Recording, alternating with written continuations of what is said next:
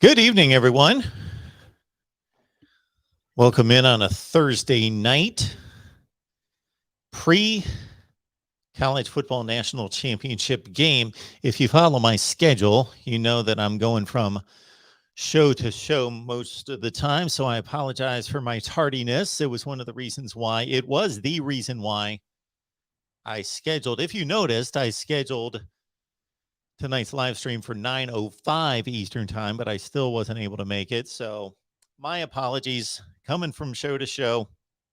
And boy, we got everyone set up for a number of national championship previews with the records that we took in this afternoon. Stephen M. Smith of Touchdown Alabama, Gary Harris from WVUA in Tuscaloosa, sports director there.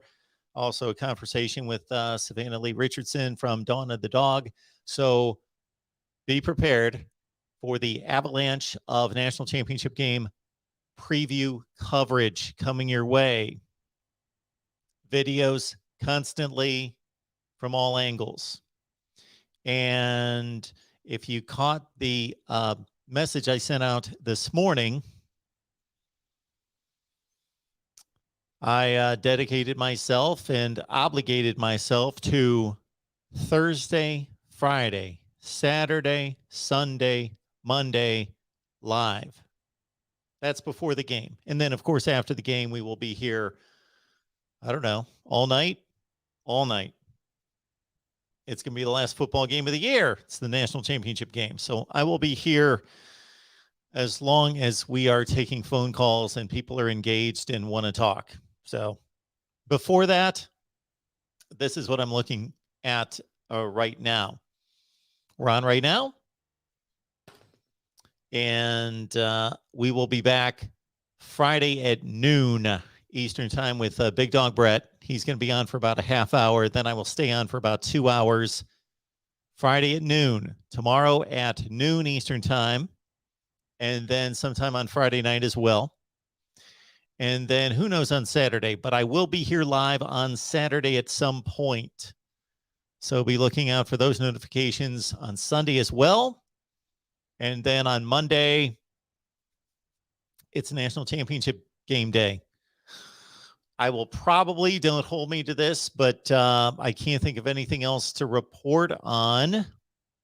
Well, who knows? With this transfer portal and with coaching changes and all the things that are going on each and every day, we're gonna read them off, just the news of the day as we typically do. I'll probably have to post a number of other videos, but it is the national championship game on Monday. I'm thinking about doing a big marathon leading into the game, like 8 hours. Maybe come on here at noon. Game should kick off about 8:15 or 8:20 Eastern time. Do a noon to 8 all the way through live.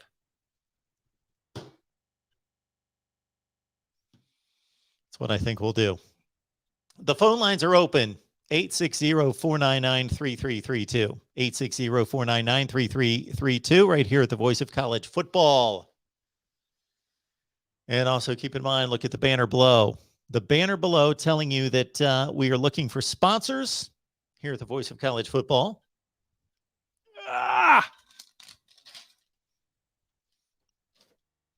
And so understand that your business can benefit from the people that we reach here at the Voice of College Football. And if you need to know how and why and what those numbers look like, please contact me at MarkRogersTV at Gmail. So if you own a business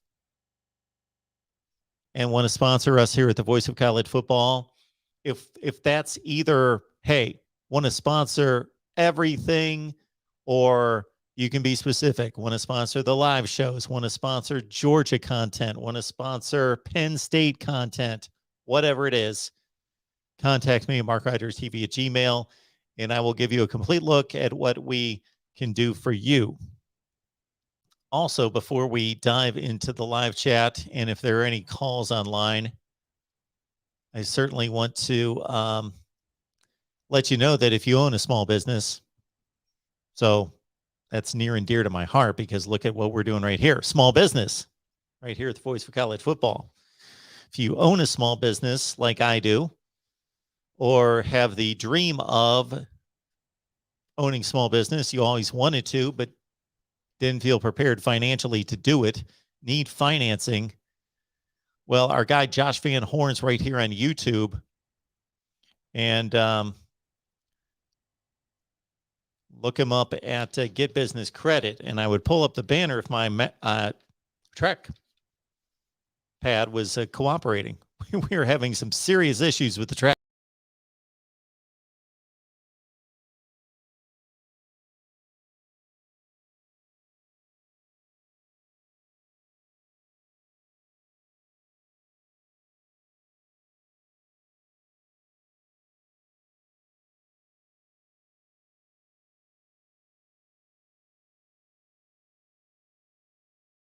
There we are. Hey, look at that. My trackpad's giving me issues. Wiped me right off the screen. So Get Business Credit. Let's see if we can navigate this thing. All right. Most important banner you're going to see tonight, besides my own. Maybe I'll leave it up there for about an hour. So that one right there. Looking for sponsors here at the Voice of College Football. Would like to be doing the same thing. My hope is to be doing the same thing right now as we will be doing next year at this time. So we need some sponsorships, and give us a try. Get Business Credit. Again, Josh Van Horn. He has access to thousands of credit lines and business financing for you. You don't need personal credit that is exceptional in any such way. And you don't need to give up your social security number either. So Get Business Credit if you own a small business or you want to own a small business. I personally think it's the way to go in this country. And hopefully the laws will see to it that it continues to be, as opposed to some other factions out there. All right. Let us get right to it here at the Voice of College Football. Who's on the line? Hey, Mark, it's John DeLon. Hey, John, how you doing? Well, how about you? I am doing just fine. Unfortunately, having an issue with the phone right now, so hang on. Looks like we are disconnected. So all sorts of problems hitting us tonight.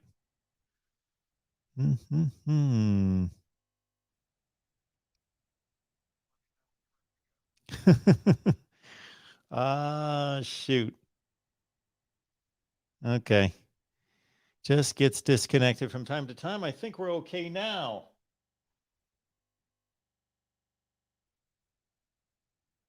Yeah, John. Hello? Okay.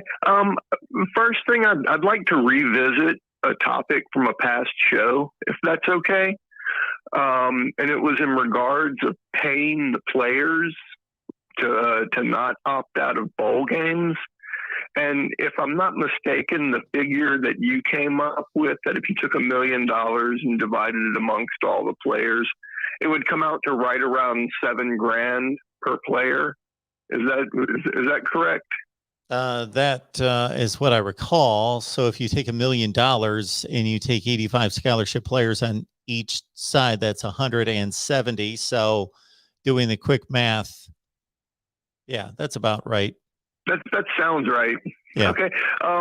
Here's the problem with that. I've typed it in chat before that I listened to a show that's hosted by Jacob Hester. For those of you that don't know, he was a running back at LSU during the Les Miles era.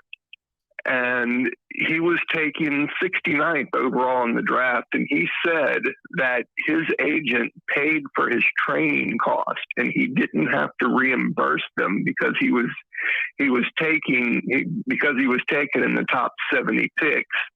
Now, I did a little bit of research, and it turns out that the cost of that training is about $5,000 a month. So if you break that down over 4 months, it's about $20,000. And also, they also get a place to live, a rental car, and a stipend on top of that. And the research I did, it indicated there was nothing about meals. So I'm assuming that that's included in the stipend. And I mean, after all this cost, I mean, I think you can conservatively put it at right around $30,000 for the 4 months. And that's probably a really, really conservative estimate. So, you know, $7,000, you know, isn't going to keep those guys from leaving the NFL draft. Well, they're not leaving the NFL draft. So I mean, to keep them from opting out, I guess is my point, because they do increase their draft stock supposedly by doing this. Okay. Well, that has yet to be proven. I would like to see, I don't know how that could be proven, that they increase their draft stock. So everything that you say, you know, you're spitting out facts. So that makes total sense, and would certainly make it not really feasible, reasonable in any way for a player to play a bowl game for $7,000 instead of receiving all the benefits that you just outlined. However, we are in a situation where the majority of players who will be going to the NFL still play in postseason games. I think that maybe this is lost on some people. So we're still talking about a minority of players who will be drafted in the NFL draft that are opting out. It's still a small minority. That is true, but it's also a rising trend. Yes, too. It's becoming more and more common. Yes, and it's because the agents get a hold of these players and show them that it just, you know, it makes too much sense to take what I'm offering you. You know, but anyway, unless you had something else, I was going to move on to the game. Yeah, the only thing I would ask you is, do you have any sort of source? Because I would like to read through what. I did a Google search for. Give me 1 second. I got it back. NFL Combine training cost, and the first thing that pops up is a Sports Illustrated article, and it's very short. Okay. Yeah, that sounds good. Well, thank you. All right. Yeah, the national championship game. Well, I don't know. A lot of people seem to think that Alabama's offense disappeared in the semi game, and I just don't agree with that. I mean, you know, they were running the ball, but it wasn't just that.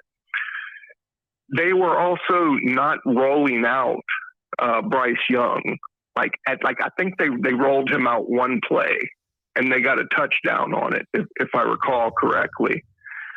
And I just think they weren't putting anything on film for Georgia to study as far as the rollouts go, because I think that's going to be a big part of Georgia's game plan, will be to shut down the rollouts, because that's what really, really killed them in the SEC championship game. Any thoughts on that? Well, I do think that Alabama approached the Cincinnati game the way they did for a few different reasons. And one was to work on their running game, and another one was to do exactly what you just said. So I've been talking about that all day with various people, and throughout the week before that, about just watching the Alabama approach to the game, and thinking back to the Notre Dame game last year, where it was a very vanilla game plan, and it looked to be something that Alabama certainly was planning in preparation of playing 2 games. They weren't just so. Right. The concern for Cincinnati must have been there, but limited. They were pretty confident they were going to beat Cincinnati. Oh yeah, I think that they came out and they saw that Cincinnati was just taking no chances on offense. And if you go back and watch that game with a critical eye, it's really, really obvious. Like it looked like they were playing to not get blown out instead of actually trying to win the game. Yeah, Cincinnati did look like that. Sure. Yeah, Cincinnati, to watch how they approached Alabama versus the way Michigan approached Georgia were different. Yeah. Michigan went for it on 4th and 4 in their own territory, down 7-0 early in the game on their first possession. They could have kicked away, made Georgia go the full field. Yeah, completely different approaches. Cincinnati held back with 6 defensive backs, and they were kind of, umbrella coverage to just kind of keep everything in front of them, tackle in space, right? Make Alabama be patient. Yep. Yeah, they were just trying to take away the deep ball more than anything else. Which I don't know. I'd much rather get killed through the air than just to have somebody just run the ball on you over and over again. It's just that's so demoralizing, Plus, the ball gets in the air. There can be a mistake. About QB transfers, Zach Calzada to Auburn. What do you think of that? Is that just to somebody to push TJ and camp, or do you think he's really going to be the starter, or just because my thoughts is he's going to start and it's going to be more of the same in Texas A&M unless they just simplify things for him a whole lot, because he just looked confused most of the year to me. He only had that one good game against Alabama, and that was it. Well, he can make all the throws. There's no question he can throw the ball. But he did not have a particularly good year. Based on what I saw out of TJ Finley, not just this past year, but the year before, I would consider Zach Calzada to be not a substantial upgrade, but an upgrade. Yeah, Auburn, where we have quarterback situations across the country where there are multiple options and very full quarterback rooms, Auburn, they may want to get out there for somebody else as well, because I don't know that Zach Calzada, based on watching the 9 or 10 games that he played, is the answer. True. Okay. Well, that's all I got. I'll let you move on to the next caller. Thank you for your time. Appreciate the call. Have a good night. All right. Let's keep it rolling here at the Voice of College Football. Who's on the line? Oh, this is Jeremiah. Hey, Jeremiah. How are you? I'm doing good. I want to talk about what's going on in Norman, Oklahoma. Because their team is falling apart after the departure of Lincoln Riley. They had dudes hit the portal. They lost about half their coaching staff, and they just went into recruiting turmoil until basically the whole rest of college football fell apart with the Oregon moves and all of that, and they were able to salvage a little bit of stuff going on, but most of their classes in Oklahoma to begin with, so not too impressed with it. I don't know what your reaction immediately to that move right at the moment, and what your situation is in the outlook of Oklahoma next year. Well, I think that most of what happened with the coaching change is what happens anytime there's a coaching change, especially when a top-notch coach takes off. So at a place like Oklahoma, most of the time when they're losing a coach, it's because they fired him or the coach moves on to the NFL. So Lincoln Riley moves on. There's always going to be. So look at the situation pretty much anywhere where a top level coach has left, and you're going to see people go with him. You're going to see players decommit, coaches leave. So if anything, Brent Venables has maintained a top 10 recruiting class. So he was able to do that. Sure, he lost players, but if you look at the class, which I'm pulling up right now, I know it's ranked in the top 10. I just wanted to see how many players signed in the early signing period. They've got a class of 15. I've got to think that's going to be a class of 18 to 22 when it's all said and done, and it's the 10th ranked class in the country. They've got a quarterback in Dylan Gabriel. We could make all sorts of assessments on the comparison between Caleb Williams and Dylan Gabriel. I want to see Dylan Gabriel play the type of competition that he's going to play in the Big 12 week after week after week. But it's not that substantially more than what he faced in the American. It's better, no doubt. So I'm not that alarmed.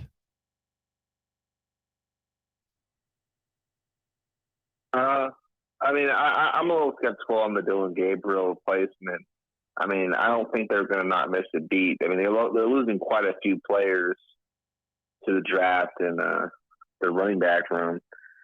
But, you know, I don't know if they're going to be as good as they were before. I think they're going to have a shock when they go around 8-4 is my prediction for them. But I also wanted to touch on the with the portal here at the moment and the way things are now. And so people like to say that coaches leave the schools, right? And they just leave spontaneously with the contract. Because I was listening to Josh Pate the other day, and he was talking about how the coaches sign contracts and they can't just go off and go to some other school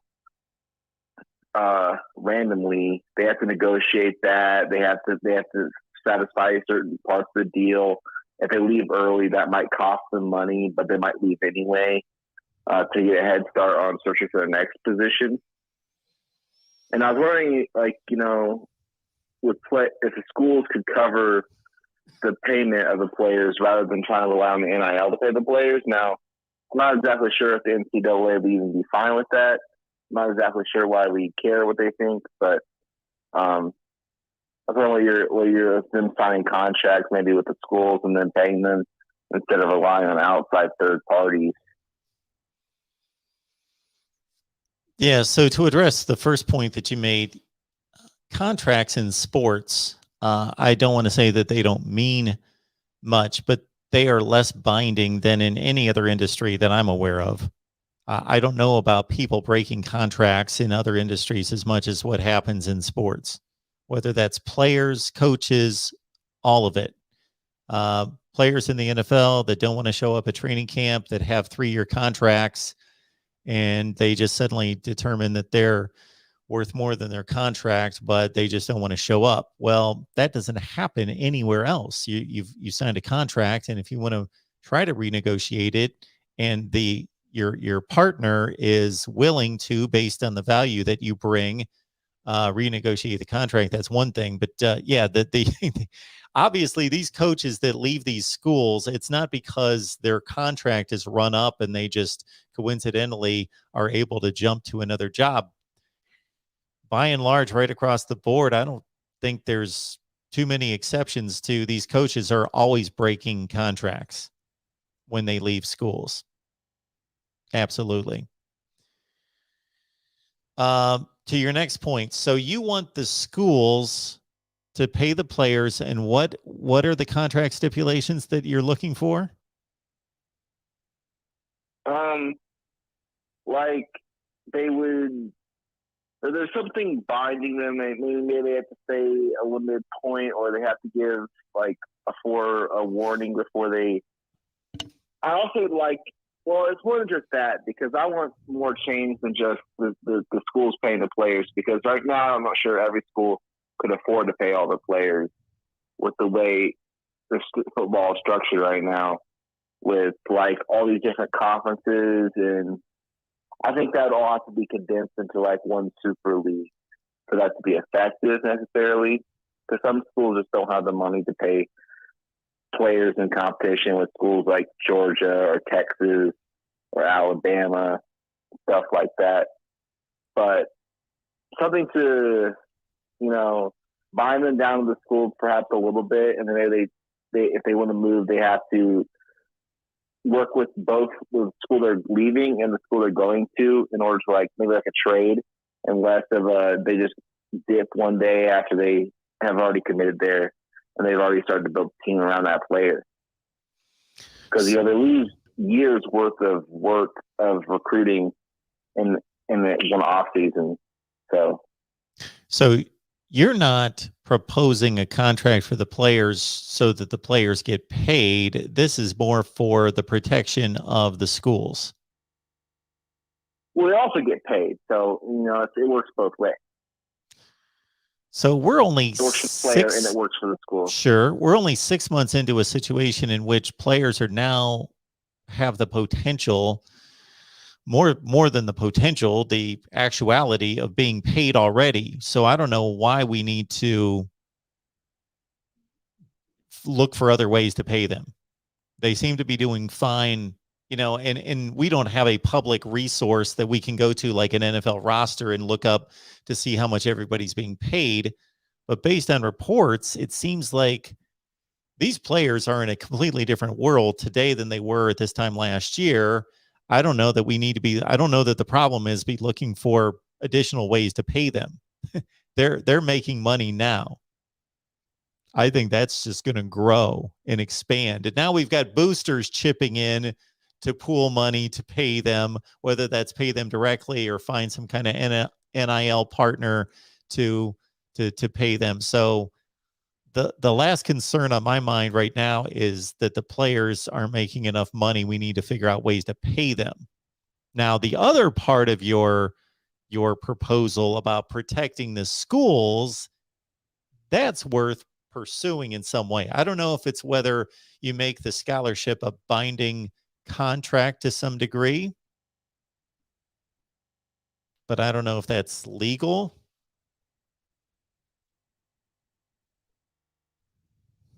I mean, I don't know if it is, but I mean, now they don't necessarily. Now, the way it's currently structured, we expect them to be student athletes, and that's how we think of it as at this moment. But maybe if they do the contract, they could earn a future. So if they wanted to go back to school after they played football, because most of these players are coming here to get prepared to go to the NFL, at least in some of the major universities, right? They're not here for the education. They're here to get to the next level. If perhaps you gave them like I don't want to sound, I can't find the right word, but maybe like a voucher or something for a future degree. But you're going to come here and you're going to play football for 3 years, 4 years before you go to the NFL. But you're going to play full season. You're going to play the ball game. You're going to sign this contract. And you're going to play out your time here at this school. And if you want to leave, you have to negotiate that with another program to see if a deal can be worked out between the schools and if they come to an agreement as well. Kind of like the NFL, but I know some people don't like that idea, but I think, that's the way it's going to be moving. I don't think that players leaving and just dipping every single offseason and having such wild variances is good for college football in the future. I think it has to change, and I think that's the way it has to do it. I know what your outlook on that is. So in the current situation, let's take a case example. Caleb Williams announced this week he's leaving Oklahoma. He's in the transfer portal. I shouldn't say he's leaving for sure, but most of the players that go into the transfer portal leave. So anyway, he's exploring his options. Let's say he and North Carolina are a fit. North Carolina wants him. He wants to go to North Carolina, but he's got this contract at Oklahoma. So North Carolina and Oklahoma have to get together on a contract, kind of a negotiation, so Oklahoma can be compensated for losing Caleb Williams. What are they going to give them? Money? They're going to trade them players? They're obviously not going to trade them players, because you can't force players to go against their free will to another university.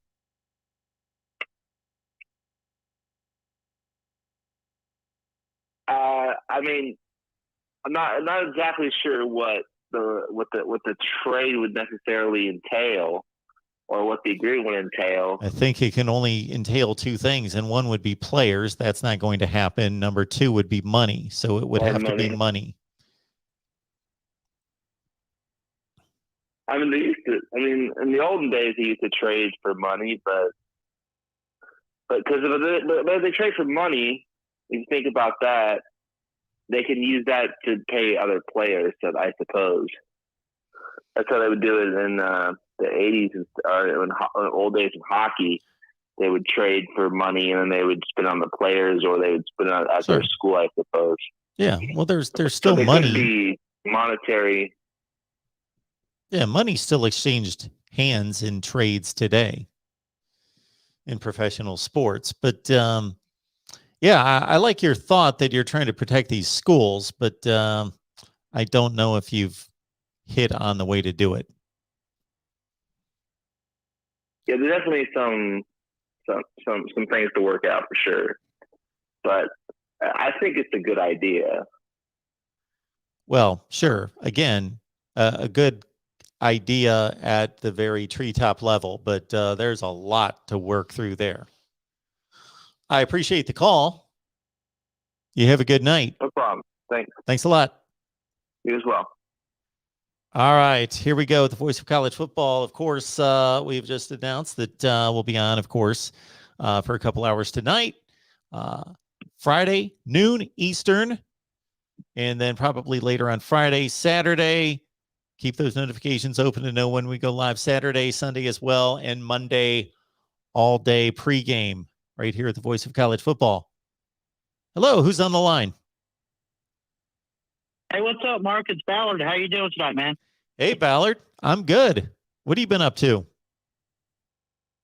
Not much. I'm just screaming roll tide, getting ready for Monday night with Georgia and Alabama. And I think it's going to be a great game. And I do think that I think it'll be closer than the SEC title. And I've been saying all week too, I have confidence in Alabama, but when you look at Georgia, it wouldn't surprise me if they did. And I guess it wouldn't be the upset, because I know they are the favorite, via Vegas, but it wouldn't surprise me if they beat Alabama. I think they will get the win, actually. Not necessarily not having confidence in Alabama. I think they definitely could, but I've been saying, like, if I had to take off the Bama glasses for a second, I'm not pulling for either team, and I'm smart. I think Kirby knows what's at stake.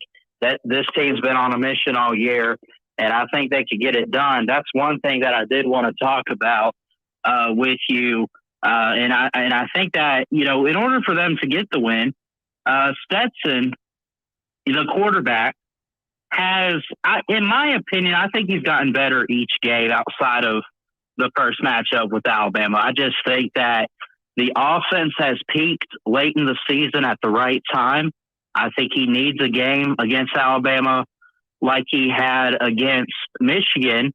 And for Alabama to win, we know what they can do offensively. But, they need the defense that they've had, and I can't even say all season long, because and I guess I did have some good defense in the Iron Bowl at times, but you can't have the defense you had against a team like A&M.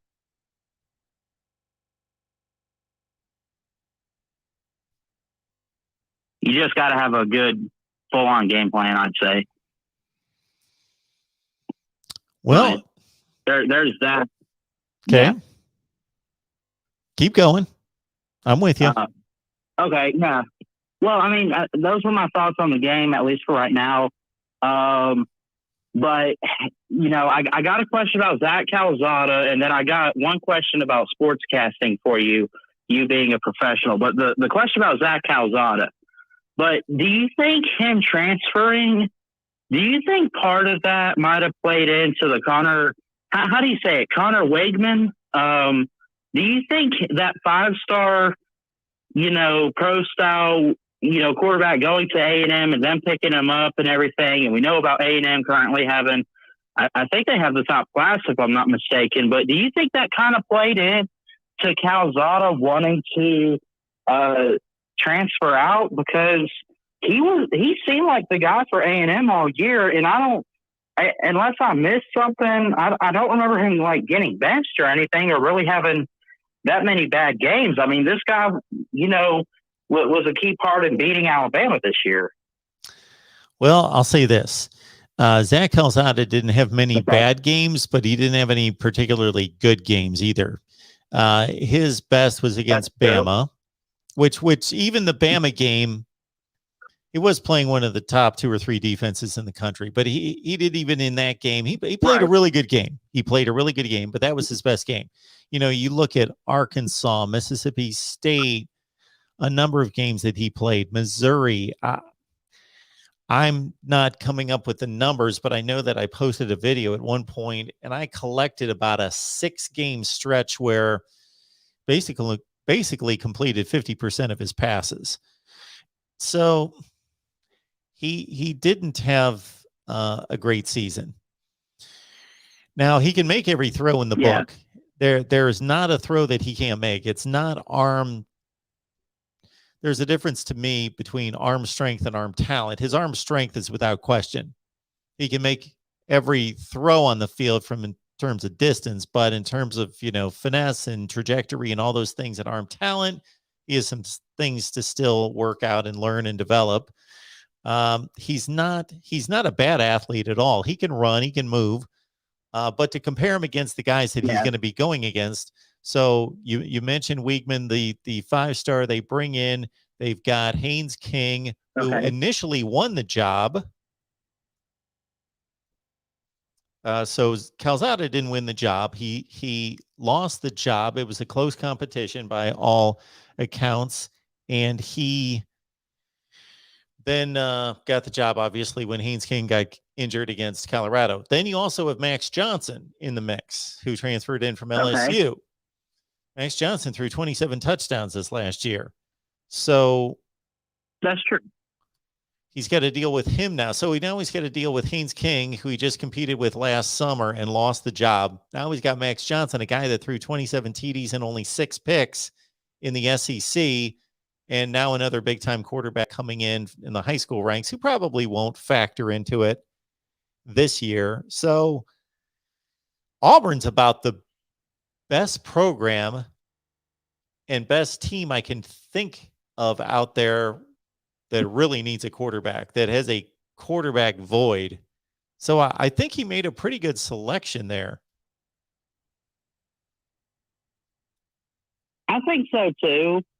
And, you kind of see it all the time, but mostly what I see, and I mean, of course, that's just how it's going to be. Like, it's not, certain guys are going to transfer out, even if they're the starter, because eventually they see themselves, or at least to their point of view, maybe they see that they don't fit in, or there's a better opportunity somewhere else or something like that. Like, and like you were saying too, I mean, Calzada, like I mentioned, he wasn't having really any bad games this year, I don't think. I mean, like, he was a big part of the offensive success. He has a good arm from what I've seen from him. I think that he he has some good mobility too. I think he can read defense as well, and just overall his skill set, mindset for the game is pretty incredible. And I'll say that I think any team will be pretty lucky to grab him out of the portal, and I think he could be definitely the missing piece for someone out there. But we'll see what the Aggies do going forward, especially possibly with this 5-star freshman coming in next year. But I got one more question for you too. Hey, Ballard. I've been watching your channel. Hey, Ballard, before we continue the conversation, I just want to put a capper on Zach Calzada. So this is what I'm talking about right here. He first played against Colorado. Colorado was his first game. Haynes King got hurt. He came in. Colorado's awful.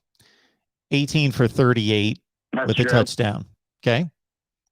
So I'm going to read off these are consecutive games aside from the Alabama game, which was 21 to 31, 285, 3 touchdowns and a pick. That's by far his best game. Other than that, Colorado 18 for 38 for $183 and a touchdown. Arkansas 20 for 36, 151 and a pick. Mississippi State 12 for 20, 135, a TD and a pick. Missouri 13 to 25 for $148, 2 TDs and a pick. South Carolina 12 for 24, 187, 2 TDs and a pick. Auburn 15 for 29, 192. Ole Miss 24 for 41, 237, 2 picks. All right. That level of quarterback play is not going to get you anywhere. Yeah, that's fair. I didn't really think much about full-on stats this year. I kind of see it from the viewpoint of just like, he has, I don't know. I mean, like it doesn't make him a bad quarterback, obviously. I didn't say he was I think bad. if he's put in the right position. Oh no, I just didn't think much of the stats and with like the interceptions and everything, that he's put up. I just kind of saw. I sometimes I view it from the standpoint of what I see, like what he's actually doing on the field instead of like what's on paper. Sure. Oh yeah, that's not everything. Just reading off a guy's stats, but he's also playing for a Texas A&M offense that's, from a talent perspective, as good, if not better, than most of his opponents. From a talent perspective, I got you. Yeah, I got one more thing for you too. I've always been kind of curious. I don't know why it just came around to me asking this, but you obviously have been on here for quite some time with the Voice of College Football and everything.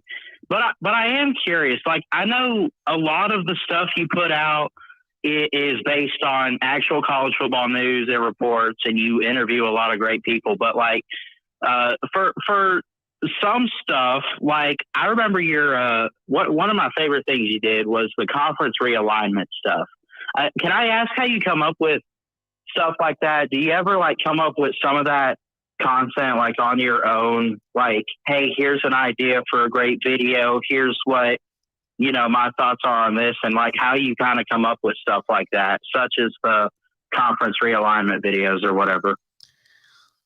And that's just an example. Yeah.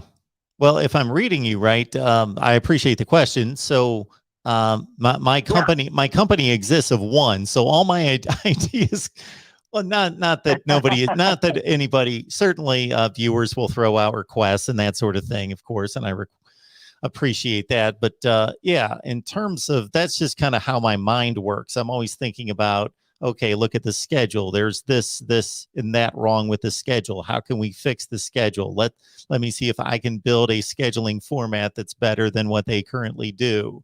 Look at the conferences. That doesn't make sense. This doesn't make sense. Can we realign the conferences? What would work? So that's one of the reasons why I'm doing what I do, is that I just enjoy kind of the organizational and historical structural standpoint of sports, of thinking about, drafts and front offices and conferences and that sort of thing. Did that answer your I've question? I've always been that way too. Yeah. Yeah, definitely. Because like I know you're always interviewing people, and you'll do Ohio State and stuff. You'll break down games, but then I see stuff like, like the conference realignment. I do this, and I think I want to try to make it an off-season thing, just so we have college football in the off-season over on my channel. But I do like these college football flashbacks where I will find an old college football game. I will go watch the game, take notes on it, and break it down. What happened, how the team won, what was it like going into the game. That's that's like one of those things where you kind of have to get creative on your own with your own ideas that not everyone's going to do. And that's kind of how I kind of saw, and I think it recommended one of the conference realignment videos the other day. And I'm just like, it's pretty amazing how Mark's come up with this stuff. Well, I appreciate that. And again, since we are headed to the off season, you're going to see a lot of that out of me.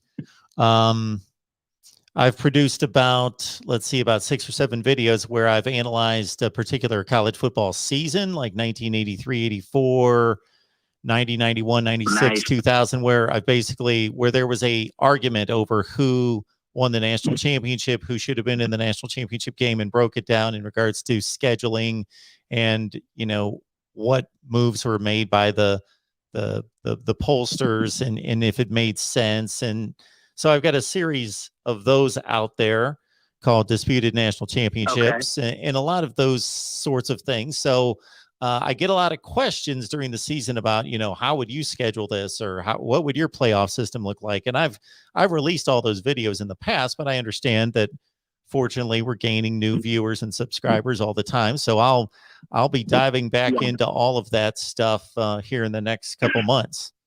And I love that stuff. I anticipate ranking, all the teams 1 through 130 when the season's over, as soon as Georgia and Alabama are done, which is an obvious, they're either going to be 1-2 or 2-1. So I got to get working on the other 128, but which I should have been doing.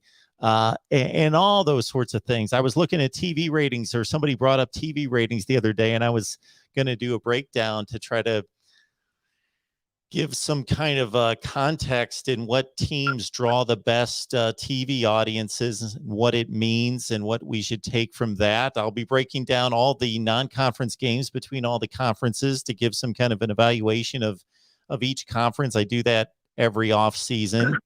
I didn't do it last off season because there were no non-conference games between the Power Five, but this off season I'll look at all the results between the conferences, and instead of just putting up a graphic that says, the Big Ten went 6-4 and the SEC went, 6-7, and the ACC went 2-7 or whatever. Well, that's not analysis to me. Just to say, the Big 12 must be the best conference because they went 5-2 in bowls. No, that's ridiculous. So we seed the conferences and determine how valuable each game was. If Alabama beats Oklahoma outside the conference, that should be given a lot more weight than if they go out and beat Rutgers, of course. And so, I'll be diving into all those sorts of rankings. We're going to rank every position nationally, top 10 players, and conference rankings, and all sorts of things, coaches rankings, and all that stuff I love to do. That's awesome. Well, I appreciate you answering my questions as always, Mark. Love you and the channel and all the content you guys put out. Keep up the good work. And as far as Monday goes, Georgia, we coming. Roll Tide. Appreciate that, Ballard. Good to hear from Ballard. Ballard Sports Media. And I had a caller make a comment, actually a couple of callers the other night that wanted to know a little bit more about my background, but we won't mix that in with the college football content. So maybe I'll just shoot a video and kind of talk about how I got here, or we'll do a live stream. We did one of those another time when I wanted to talk about the channel and the expansion of the channel and my background and all that sort of thing, because we had a lot of requests for that, but then it just turned out to be a big college football discussion. Welcome into the Voice of College Football. Who's on the line? Hey, Marcus, Michael, how you doing, sir? Michael, I am doing just fine. How are you? Trying to stay warm, and yourself? It's like 5 degrees outside right now. You're outside? No, I said it's like 5 degrees outside right now. Five No, degrees outside. It's Yeah. I don't know. I'll have to look out to see what it actually is here. But I was just on our Miami live stream with a wholesome one, and he's in North Dakota, South Dakota, North Dakota. Excuse me. And he showed me his phone, 21 below zero. Wow. Anyway, hey, Mark, I'm going to have a real great seat for the game Monday night. I'm going to be on the sidelines at Lucas Oil Stadium. You are? How did that happen? Yeah, I'm doing some work with your former employer. Oh, very nice. How did this all come about? Yeah. I've done some work with him in the past and stuff. Some production work, utility work. Very nice. Yes, you're a freelancer. I'm glad that you're getting that opportunity. That's very cool. Do you know what you're going to be doing? I'm going to be doing one of the parabolic mics. Okay, that's cool. Good for you. Thanks. One other thing before I get to the meat of my call is I sent you a couple articles on your website. I don't know if you got a chance to check them out yet, but they are old articles, though. I was going through my email today, not like answering it, but just gave it a glance. And I did see that you sent some things. So I will get on that sometime this weekend, sir. All right. No problem. Hey, got a couple questions for you. This is the third time in like the last, 8 years that Alabama's gone back-to-back to national championships since 2015? Yes.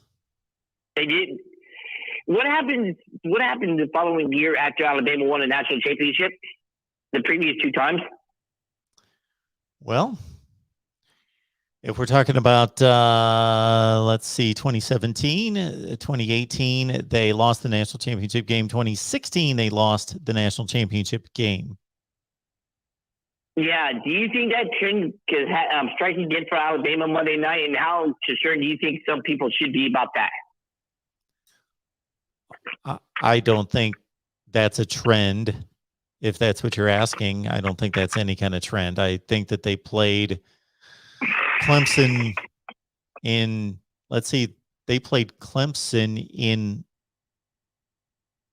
3 of those 4 games. Anyway, I just think that's just coincidental. But I do think that they're capable of losing, but that has to do with them playing either the best or the second best team in the country, not because that they've lost 2 national championship games after they lost another national championship game.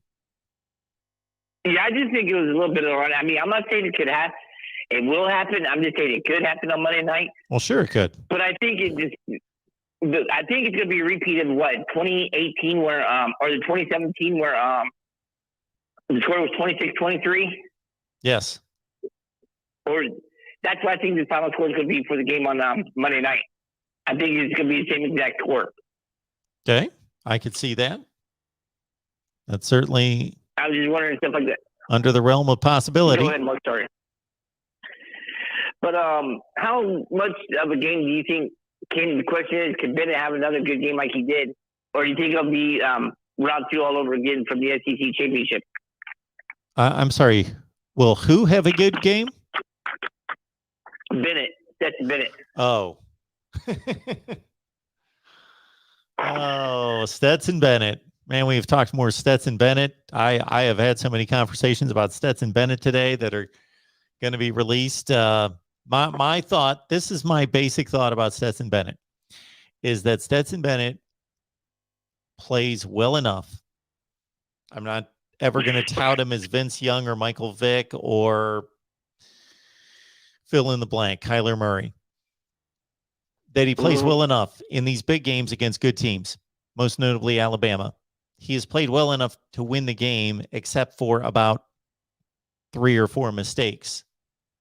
If he plays the same game Monday that he played 6 weeks ago, aside from about 3 throws, 3 or 4, and only I can think of 2 that burned him. One was dropped, and obviously he made other. And when I say mistakes, every quarterback makes more than 3 or 4 mistakes a game. They're making 10 or 12 a game, but I'm talking about like awful mistakes. He makes 2 to 4 awful mistakes in most big games against good teams, and he can't do that. So another thing, one other thing.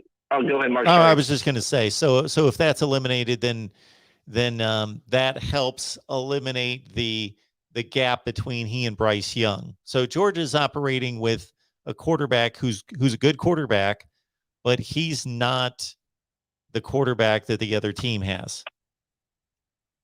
And one last thing before I let you go is, with all the key injuries on the offensive line for Georgia right now, how much of an advantage do you think that could be for Georgia's defensive line on Monday?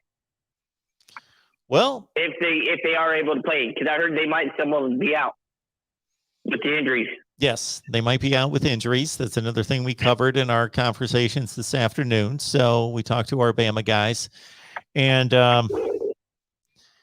Bama struggled along the offensive line for one reason being that they got nicked up this year. So if you watch Alabama play LSU, and especially what's shocking is how that offensive line played against Auburn only 1 week before playing Georgia, and they got manhandled by Auburn.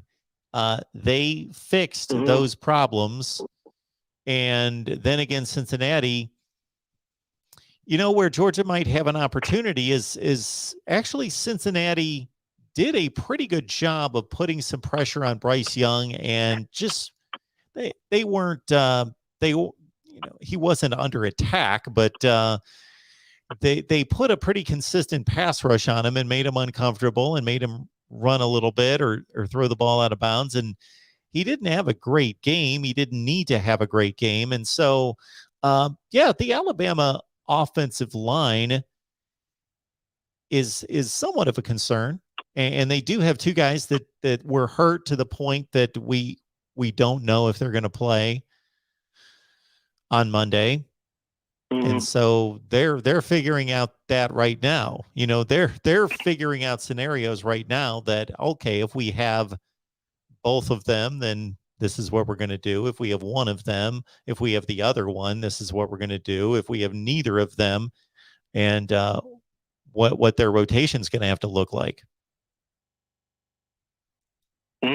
Now, is that stream up from earlier today, or are you still editing that? I still have a lot of editing to do. So I just talked to Gary Harris. He's the sports director at the Tuscaloosa TV station, and our guy Stephen M. Smith of Touchdown Alabama. So I just recorded those this afternoon. So I got to get to work on those. All right. Now, have you done Georgia's yet? Or are you doing that with Brett tomorrow? I am talking. We talked to Savannah Lee Richardson, who's with Dawn of the Dog. We talked to her today, and we're going to do a live stream with Brett as well, and that's coming up at noon on Friday. And I'll certainly cut my own video, just myself and my own thoughts and prediction. So we will get to that at some point over the weekend. Not bad. I was just wondering stuff like that. So the Alabama video will probably be up sometime either late tomorrow or Saturday then? Oh, we'll have a video up first thing in the morning, like 5 a.m. Oh, so you're like me, a night owl, eh, Mark? Well, you can schedule videos for any time, so I don't have to be up at 5 a.m. But it wouldn't be shocking if I was up at 5 a.m. because I was last night. So, yeah. Yeah, I was just wondering. Well, we try to have a video up first thing in the morning. Yep. All right. I was just wondering stuff like that. All right. I probably won't be able to be with you on the stream after the game Monday night, but I will try to be with you during your stream earlier the day before the game on Monday. Awesome, Michael. Well, I'm glad that you're getting this opportunity. Enjoy it, and we will talk to you soon. I will. All right. Thanks, Mark. Have a great night, man. Thanks, Michael. You too. Take care. Okay, bye-bye. So everybody talking about how cold it is around the country. I got to feel decent that it's 29 here. I know many of you are doing much better than that, but considering I've heard 21 below and I've heard 5 degrees, 29, okay. I'm not really feeling the effects here where it's, I like to set it at 68. Hey, Welcome into the Voice of College Football. Who's on the line? hey, Mark, it's George. Hey, George. What's going on? I want to start out our phone call by going, oh, wait. One last thing. Because people get mad at you, like you're on with someone for 25 minutes. They're like, Mark, come on. I mean, don't worry about them. We still got 30 people here. 30. We've got 30 people where? Okay, fine. I haven't clicked off and back on. How many we got? 153. 151? No way. That's my favorite number. 153. 153. Yeah, it's a common favorite number. 148, George. Mark. So kick it into gear before we lose any more. When I first clicked on, it was 30. And if I don't refresh, you know what I mean? I keep seeing the same number. But I was going to say this, if there was only 30 people. So imagine the implications if there's 150, right? People need to understand this, okay? You have a thing called an Amazon portal. Everybody has one. Anyone can get one, right? It is the easiest way to make a charitable contribution to anybody in the world because Amazon gives them the money. It doesn't cost you a dime, right? Keep so preaching. If you could just get 30 people to do that or 150, let alone 10,000. If 10,000 people will use your portal, Amazon will send you a check every year for each person for like $4.30. But the shit adds up, you know? George, can you see your phone right now or whatever you're watching on? Yeah, I have you on a tablet and I'm talking to you on my phone. Yeah, so look at it right now. I'm going to leave that banner up for the rest of the night, I think. Do you see what it says? Oh, yeah, listen to George. Oh, yeah. That's what I say. We're just keeping that up all the time. All right. I got to keep it moving, got to keep it fresh. So my next subject I want to address is your sponsorship. Okay. Mark, listen, I've done this before. I'm not sure about the correct dimensions. I think it's 8.5 by 11.5, something like that. The paper, pure linen paper, 70-pound royal white pure linen paper. I called a paper company. I ordered some. This is the shit royalty writes royalty on. This is almost like cloth or something. Mind-boggling. And then you use acid-free ink. So when you write someone a letter and they get it, they're impressed. And Mark, you don't fold the paper. They make special envelopes to mail this shit in. And it's hard to get them, quite frankly, because nobody orders them, you know? It's the way a duke would write to an earl or a prince would write to a king or something, right? What does this have to do with me? You do this, and you do this, you get this paper and a stamp, and you send it to Jeff Bezos or somebody at marketing at Amazon and tell them, say, I'm pumping you guys up every day anyway. Give me a contract for 5 years or 3 years, 2-year option to renew, you know? And let's get it on so I can keep telling them about the glory of Amazon. I'm just saying the letter was a way to get your foot in the door. It's different. It differentiates you from everybody else in an email. Oh, you know? that was the letter. Yeah. Yeah, they probably don't even check the mail anymore. That's true. Is Montana, you might get a clever guy in the mailroom that recognizes what he's looking at. Montana versus North Dakota State, is that tomorrow?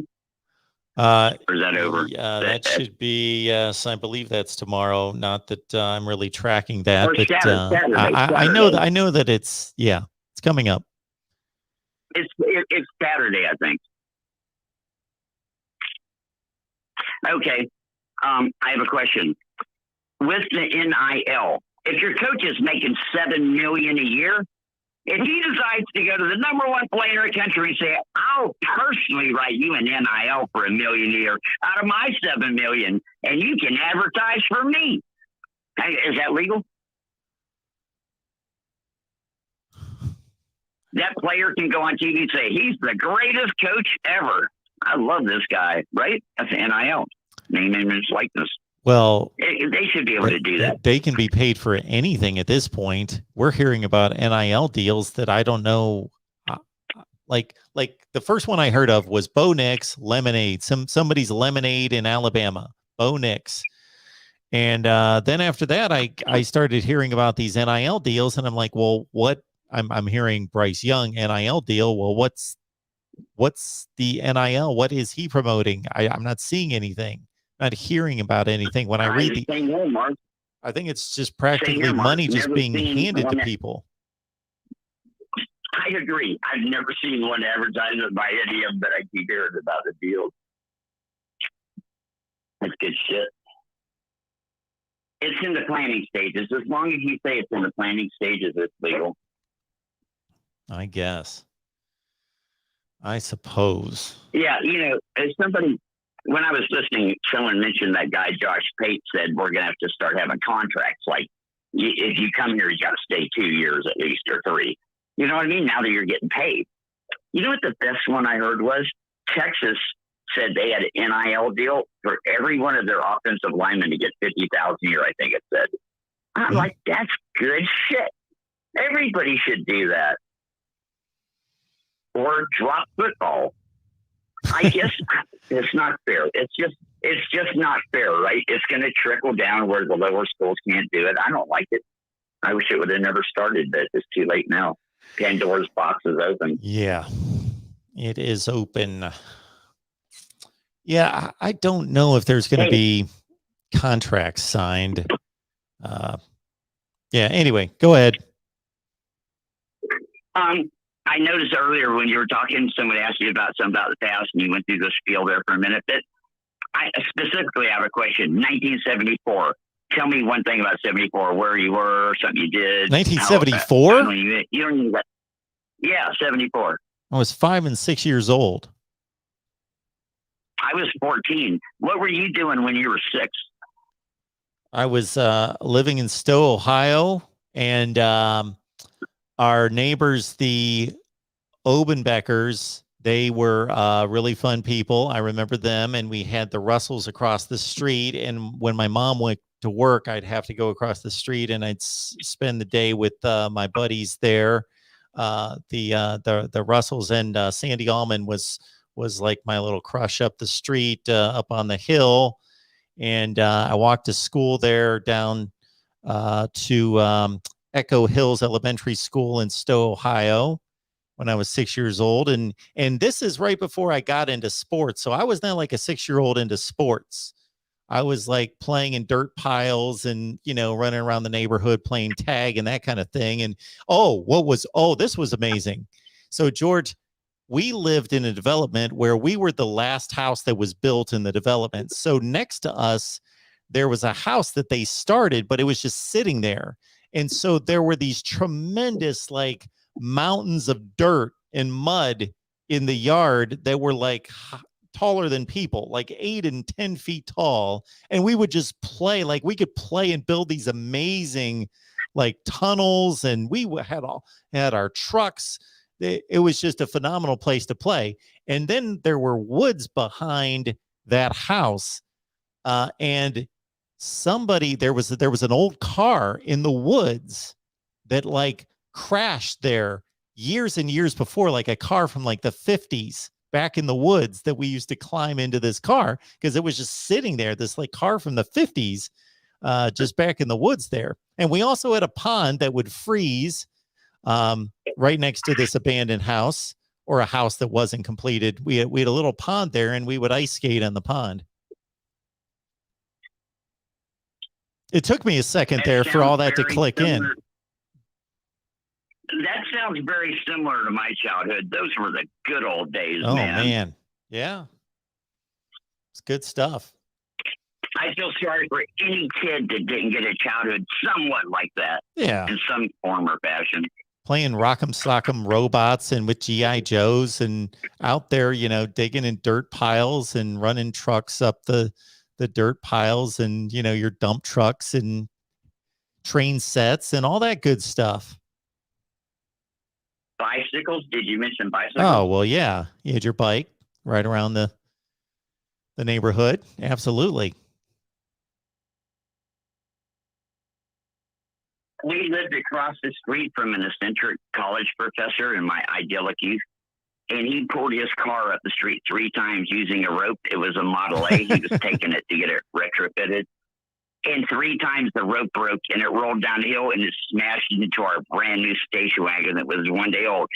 But he did it 3 times. And my dad finally said, kids, listen, sometimes these really brilliant people, because he said he's world famous. He's like a physicist or something, you know? He said, they're just fucking stupid at anything concerning real life, you know? That was a good life lesson for me. Absolutely. Bam! We kept hearing this. And then again, bam! And then again, the 3rd time. Yeah. We're like, all right, somebody call the police. Anyway, the only thing I want to say about football is I can't pick Stetson Bennett to lead anybody to a national title. Kirby Smart is Kirby Smart. I got to take Alabama by at least 1 point. That's where I'm landing on this one. Okay. The official pick in from George. I know crazier things have happened. Yep. Huh? Well, George is the favorite. What was your pick? I haven't released my pick I know. yet. 3 points. My pick is not Can you out yet. imagine taking Georgia and giving points? God. People out there are doing it. So what was your thought on it? I missed it. My I wasn't thought here on from the what? beginning. What do you on Georgia versus I haven't Alabama? made a prediction yet. Okay, well, take what I said into consideration. We have Kirby Smart and Stetson Bennett versus Bryce Young. And listen, in all honesty, I'm not an expert on football, but has Georgia played anybody the whole year that was even remotely on their level, including Michigan? And Yeah. nobody else got no 15 5-stars. Well, there's only 3. Alabama might there's have only- 9 of them or something. There's only 3 teams in the country that have that level of 5 stars. Who are they? Georgia's Alabama, Georgia, and who? Georgia's got 19, Ohio State's got 16, and Alabama's got 14. There you go. I'll take 14 and a quarterback and a coach versus 19. I don't even know what's going on in Georgia. You need to go down there and investigate firsthand, Mark, report back to us what the hell is going on in Athens. All right. Matter of fact, while you're there, go to the Capitol and talk to the governor and the mayor. All right. All right, George. See you guys. All right. We've got a nice little contribution coming in from our guy S. Hobson. Thank you so much for that. Asking about the offensive line. So here's the deal. You guys should understand this from watching college football coverage. Go anywhere, whether that's here, which I have never promoted this channel as being a channel that's breaking news. Anytime anybody says something to me about breaking news or you should break news, or every so often somebody will misconstrue that I'm think that I'm breaking news. I don't break any news. I will never make that attempt. It would be stupid, foolish, and idiotic for me to try to break news. For me to try, me personally, one person, to try to out hustle like news organizations that have hundreds of people, that have built-in connections, that have the resources and all that. And then in this day and age, what does it matter who breaks the story? It really doesn't matter, because once the story is broken, then everybody knows it like 3 minutes later. So within 3 minutes, everybody knows it anyway. So it doesn't matter who originally broke the story. My point being that we go to the source and bring in as many beat writers and so forth as we possibly can find. So your question there is, college football teams do not report injuries. Listen to any news conference on the Monday or Tuesday after the game and the coaches will talk the first thing that they get asked. I went through this drill for 7 years at Alabama, Ole Miss, and Mississippi State every week. I went to those 3 news conferences every week for 7 years. And the first thing that Gene Stallings or Jackie Sherrill or Tommy Tuberville were asked were, so-and-so got hurt, so-and-so got hurt, they left the game. What are their injury status? And unless somebody was out for the season, it was always day to day. They're doing all right. We think, we're hopeful, all of vague cover. There aren't injury updates per se. Now, certainly, the closer you can get to the program, the more you have possible insiders that are actually in the building. And those people that are in the building sometimes leak information about players because they know what players went to the training table that day. They are on the practice field. The media is not on the practice field. So this is another thing. At the time that I was covering the SEC, not covering it like I am now from a desk 2,000 miles away, but actually on the field and at the games and at the practices, the access that we had at practice was pretty darn good. Like, we would stay at practice for a long time and get some really good footage and stick around for practice. And man, I remember going right up to Jackie Sherrill or Tommy Tuberville, right? If a story broke and I really needed to know something, waiting till the end of practice and throwing a microphone and a camera in their face and saying, what about such and such? We're hearing that so-and-so's not ready for Saturday. That doesn't happen anymore. These, part of it's COVID, but most of it's just a crackdown on all of this because too much information gets out, according to the coaches. And so what happens is that the media shows up when they're allowed. This is not every day. We could show up every day if we wanted to. Now, I didn't have the time to show up at Alabama's football practice every day. We'd show up like once a week just to get fresh footage and use it during the week. But they can only show up at certain times. And after 15 minutes, they're basically just kicking around and watching guys stretch and toss the ball a little bit, and then they're off the field. So long story short there, it's difficult to get injury news. We did talk to Gary Harris from WVUA, the sports director in Tuscaloosa. So very close source to Alabama football. Stephen M. Smith of Touchdown Alabama. And they discussed those injuries. We'll have those videos released. But concerning the injuries per se, they were a little bit more detailed than I just was. But they don't have answers. Those guys are being evaluated by the day.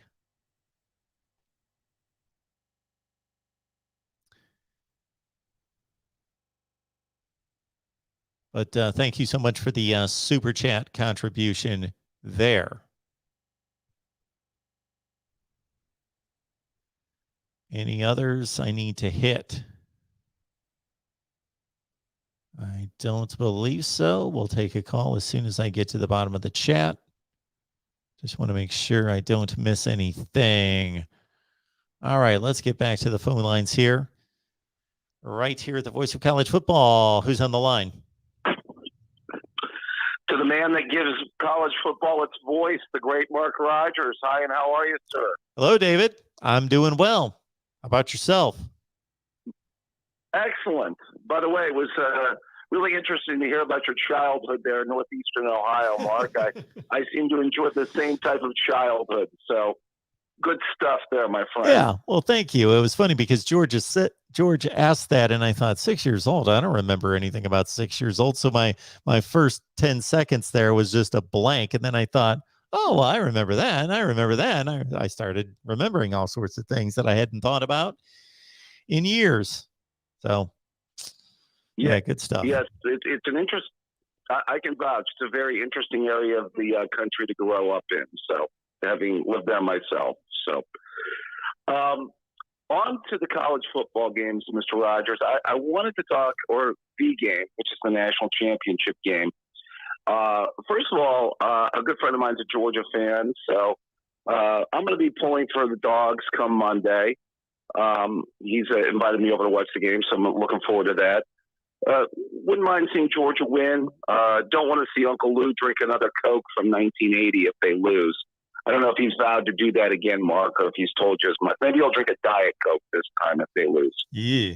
That, That reminds me, David, that I used to keep and I finally threw it away. I threw it away about a year ago, but since 1993, I bought a 6-pack of Coke bottles that were 25-year anniversary editions for the Ohio State 1968 national championship team. So I bought this in 1993 and I kept it around here until like last year. And then I finally thought, you know what, I'm just going to pitch this, but kept it for all that time. So anyway. Well, yeah, I wanted, by the way, great piece of memorabilia there, Mark. I wanted to give my thoughts on the game. I do expect this game. I think this game is going to be more competitive. One reason I think it's going to be more competitive is I expect Georgia's defense to play a lot better than it did the first game. I just don't expect them to give up the same amount of big plays. I think their secondary is going to be a little bit more prepared. They got beat over the top, had a couple of blown coverages on a couple of deep passes that really hurt them in that game that went long for touchdowns. No, Alabama still has the playmakers, although Mechie is not playing. He played the first time, although I guess he missed the second half of that game with the injury, if I'm not mistaken, right, Mark? Yeah. Yes. So, and I also think, Mark, you know what? And you were talking about Alabama's offensive line. Now, I do think Alabama's offensive line has played a lot better the last few games. And I'll tell you what, they totally surprised me what they did against Georgia in that SEC championship game. That was the biggest thing that surprised me because is their offensive line, you know, last year Alabama had, I thought, easily the best offensive line in the country. And, you know, this year Georgia has easily the best front seven in the country, in my view. Wouldn't you agree, Mark? Yeah, I would. And I would say that this is an Alabama offensive line where I think, you know, we can all agree it's had its struggles this year. And, you know, obviously not, I think, anywhere close to where it was a year ago. And I was just totally shocked the way Alabama's offensive line played the first time these two teams got together in the SEC championship game. I don't know what your thoughts are on that. Well, it is a difficult thing to project because there's a certain trust we should probably place in Alabama's ability to get any unit prepared for a huge game. So we saw them struggle against, most notably, the struggles were late in the season against LSU and Auburn. You know, they couldn't do anything against Auburn. Auburn had, I think, 7 sacks, and even more so than that, just controlled the running game. Both LSU and Auburn. Auburn only gave up 10 points in regulation, and LSU only gave up 20, and that's without their offenses really helping them. So, yes, Alabama struggled mightily in those games. Their rushing totals from those two games in particular were nothing that we've ever seen in the Nick Saban era, like 1 yard per carry rushing totals. And then they show up against Georgia, and I was battling this. Well, I just saw them play Auburn, who's got a good front. Probably a top 15 to 20 front in the country, but now they're playing the best front in the country, and they just got manhandled. And this has occurred a few other times. Not a good running game against Florida, LSU, some other games, Texas A&M couldn't.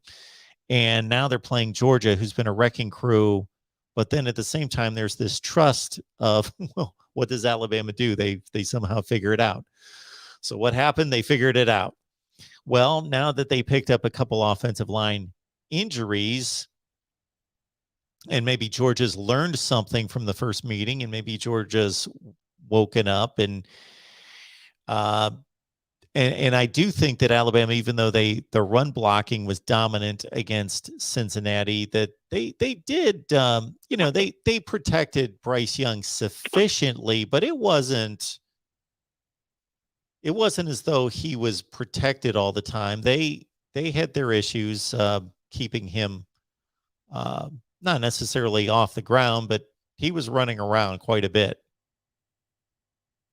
Yeah, I didn't see the number of like hurries or pressures or sacks they had the first time they played, Georgia and Alabama the first time they played, but it certainly didn't seem like a lot. He seemed to be pretty comfortable back there. And, I know he has the ability to move around and make plays. If you think about it, I mean, Cincinnati actually got decent pressure on him in the semifinal game. They just couldn't stop the run. Yes. And that's was obviously their downfall. Yeah, I'm surprised. The one thing about Alabama this year is they've not had quite the dominant running game they've had in the past. I think, a lot of that, I think people look at is the offensive line play. I do think from an offensive perspective, I think the thing for Georgia, and I know a lot's been made of Stetson Bennett. You always, when you talk about offensive football, you're going to go to the quarterback position immediately. I get that.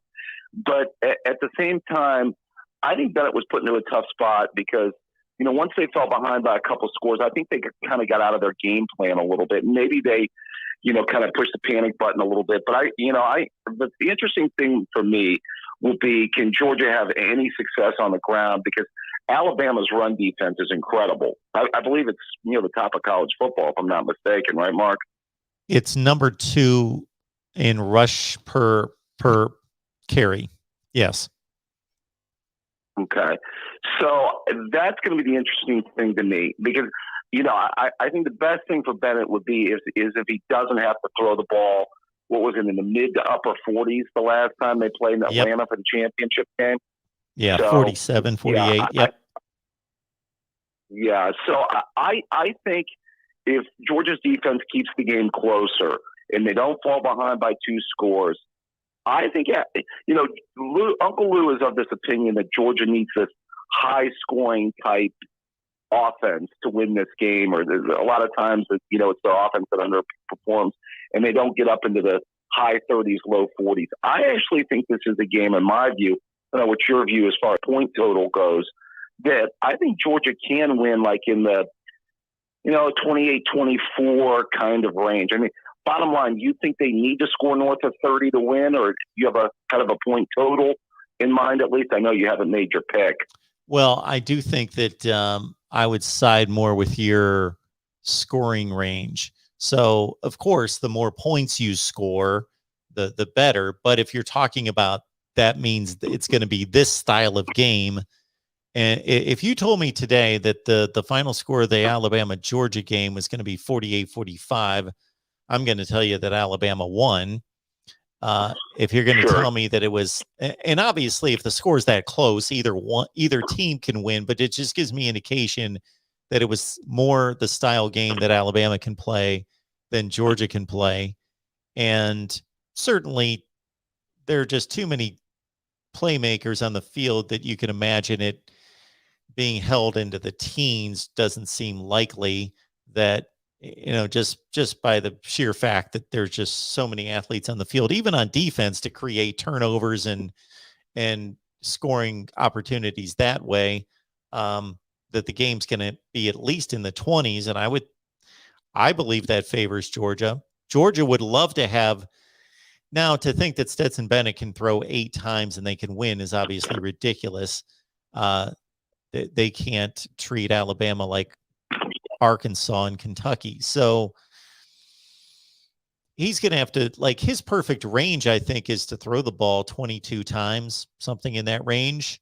And so if I know Stetson Bennett went 16 for 22 and threw for 225, then I'm feeling pretty good about Georgia's, and the game was, but before you spit out 28-24, I was thinking 27-24 was in my head, something like that. I think that's Georgia's game.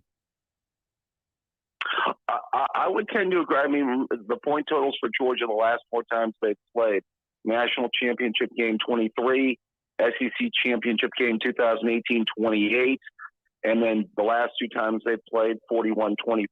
So they've been right around that range. So, I think it's going to be a good one. I'm leaning Georgia right now, but I would not be surprised if Alabama wins. I think it's a 3-point game either way. I think it's going to be a really good one, just overall. Hey, Mark, I wanted to ask you, I saw you do the kind of wrap-up of the Michigan podcast with Steve Dace. Did you get a chance to ask him about, I take it this was after the Harbaugh to the NFL rumors kind of came out. You guys probably didn't get a chance to broach that subject. No, pretty much the way those deals run is that Steve's assistant contacts me on Skype. I jump on there. Boom. He says, "You ready?" And Steve opens it up and starts hitting me with questions and whatever. And then we're out. And so, we don't typically have, we'll have conversations from time to time, every so often. But when we record, we don't talk before or after. He's in and out. He's got other obligations. Yeah, I find it interesting.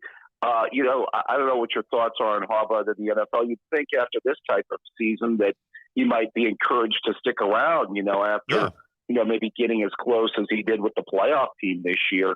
Obviously last year would have been the year that he would have been looking for an out. But this year, after having a little taste of some success, then he might want to stick around. It's going to be interesting to watch them next year, especially with them losing probably their 3 best players on defense, especially if Ajabo leaves early to go to the NFL. And then I believe they could also lose Haskins at running back, if I'm not mistaken, right, Mark? Yeah, he could go. Okay.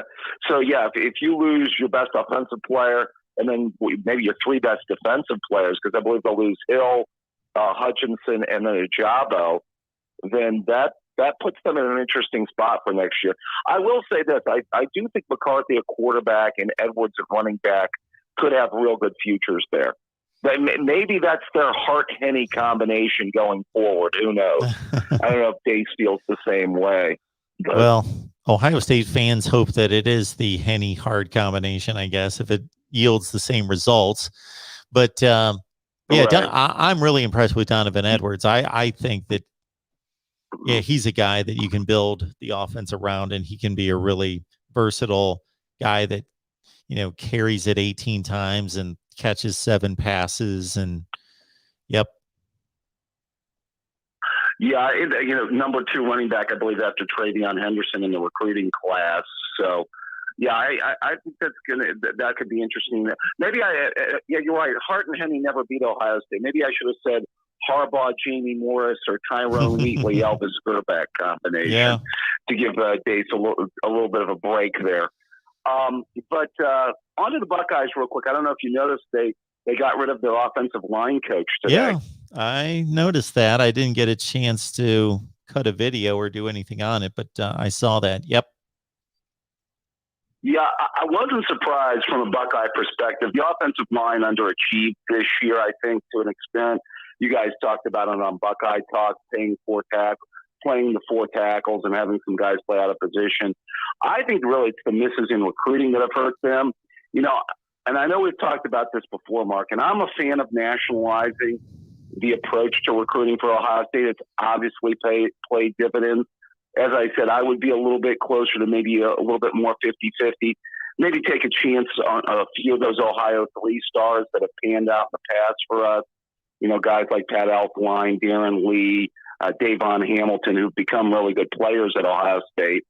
But the one area where I think I saw Gerdeman's podcast earlier make a really good point is they've missed a lot of really good Ohio offensive linemen in recruiting in the last few years, because that's the one area where Ohio can still be pretty strong in recruiting, especially on the offensive line. Yeah, I wasn't aware of them losing O-line recruits in Ohio.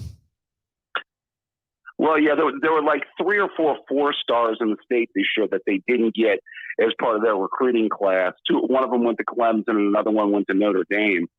So Yeah, it's a little bit disappointing. It'll be interesting to see who they hire to replace him, though, going forward. Hey, one suggestion. I know the off season is going to get here before you know it. I know you love doing the college football national championships, Mark. I got a year for you. Yeah. Let me throw it out to you. Okay. Have you done already? Maybe you already have. 1982. There could have been a debate that year between Penn State and SMU. Sure. And if I'm not mistaken, let me make sure that would be the year. No, never mind. Yeah, so SMU went 11-0-1. Penn State went 11-1. Beat Right. Georgia in the Sugar Bowl, which of course Georgia was number 1 going into that game. Mark, and who was their only loss that year? Penn State's only loss? Yes. If I'm not mistaken, Penn State lost at Alabama that year. Right? Good call. That's right. Like 42-21. I think they lost by 3 touchdowns. Right. Yeah. Yeah, that was the year. Joe Pa did not have much success against the Bear. I believe 0-4. He had Joe Pa's number all the way back to the goal line stand in '78. But that was the year they beat Nebraska at home, and Eric Paterno, Todd Black legend, Kurt Warner, and they beat the maybe the greatest college football, Herschel Walker, there in Georgia, his Heisman year. So, okay, we'll have to look at 1982. I love looking at those. Hey, Mark, you got a fan in me. I know you. It's been off and on in the past, but I really enjoy those national championship years that you post. It's good stuff. Yeah, there seems to be a little hardcore element that likes it, but overall, they don't do so well. So that's why I backed off of them. That's why this hardcore college football tunes into Mark Rogers. So I appreciate that, Dave. Well, you take care of yourself, Mark. Yep. Enjoy the game. We'll talk to you later. Yep. Bye-bye. All right. Let's hit the next one. First of all, Dave had mentioned the offensive line recruits in Ohio. So I pulled up the 2022 list of top players in the state of Ohio. So offensive tackle, Tegra Shabola, Ohio State. Emil Wagner, offensive tackle, Notre Dame. Blake Miller, he's the number 9 player in the state of Ohio. He's the 3rd rated offensive lineman, went to Clemson. Then you've got, so there's 3 and only 1 went to Ohio State. So you've got your 4th offensive tackle, who's also a 4-star, and he signed at Pitt, Ryan Baer. So David's point certainly backed up there. So the 4 top offensive, the top 5, I don't know, the next guy here, Carter Smith, is a 3-star. So let's not discount 3 stars because, yes, there are 3 stars in the roster at Ohio State and even at Alabama. But, there's a talent question there, but there's certainly tons of 3 stars out there doing a bang-up job. But this guy may be a little bit off Ohio State's radar. Carter Smith, offensive tackle, 3-star. So he would be the 5th rated offensive lineman in the state of Ohio, Indiana. So the top 5 offensive tackles in the state of Ohio in the 2022 class, Ohio State got the number 1 rated guy, but missed on the other 4 and probably went after the other 3, if not the 5th guy. All right. Welcome into the Voice of College Football. Who's on the line? Good evening, Mark. Kevin, Dallas, Georgia. How you doing? Hey, Kevin. I'm doing well. How are you, sir? I'm doing great. Just getting my knives ready for Monday night. And I'm tell you, I have to be honest with you, Mark, as far as 2 things that really rubbed me the wrong way. One is shaky Alabama fans. And number 2 would be overconfident Georgia fans. I would love for both of them to find a balance. One of them, wait until you win to say something. The other is respect all but fear none. As far as Monday night is concerned, Mark, is, in a nutshell, Alabama win, they're going to win 3 out of the next 4, Mark, because the table is set.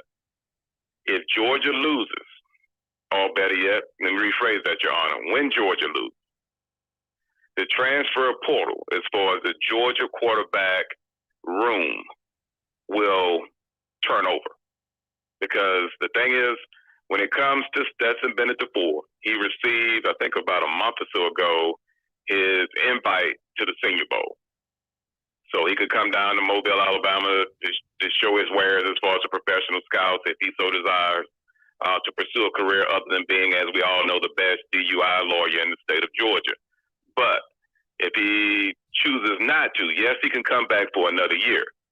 But let me ask you this, Mark. If you were doggone Carson Beck, J.T. Daniels, Brock Vandegrift, and the incoming Gunnar Stockton, is it any way in blankety blank that Kirby Smart could talk them into staying another year?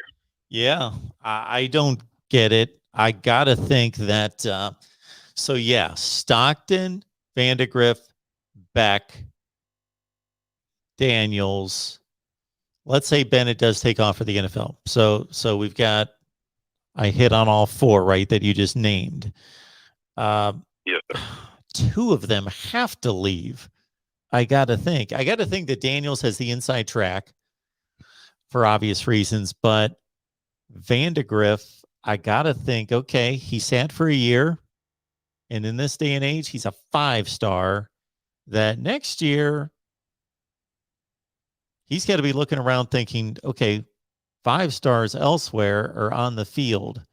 And if they're not starting and taking all the snaps, then they're at least JJ McCarthy, and they're in meaningful games, and they're taking 10 or 12 snaps a game, and they're playing. And I don't know. I guess somebody's got to be in his ear also letting him know that if he wasn't cognizant of what was going on 3 or 4 years ago with Justin Fields, well,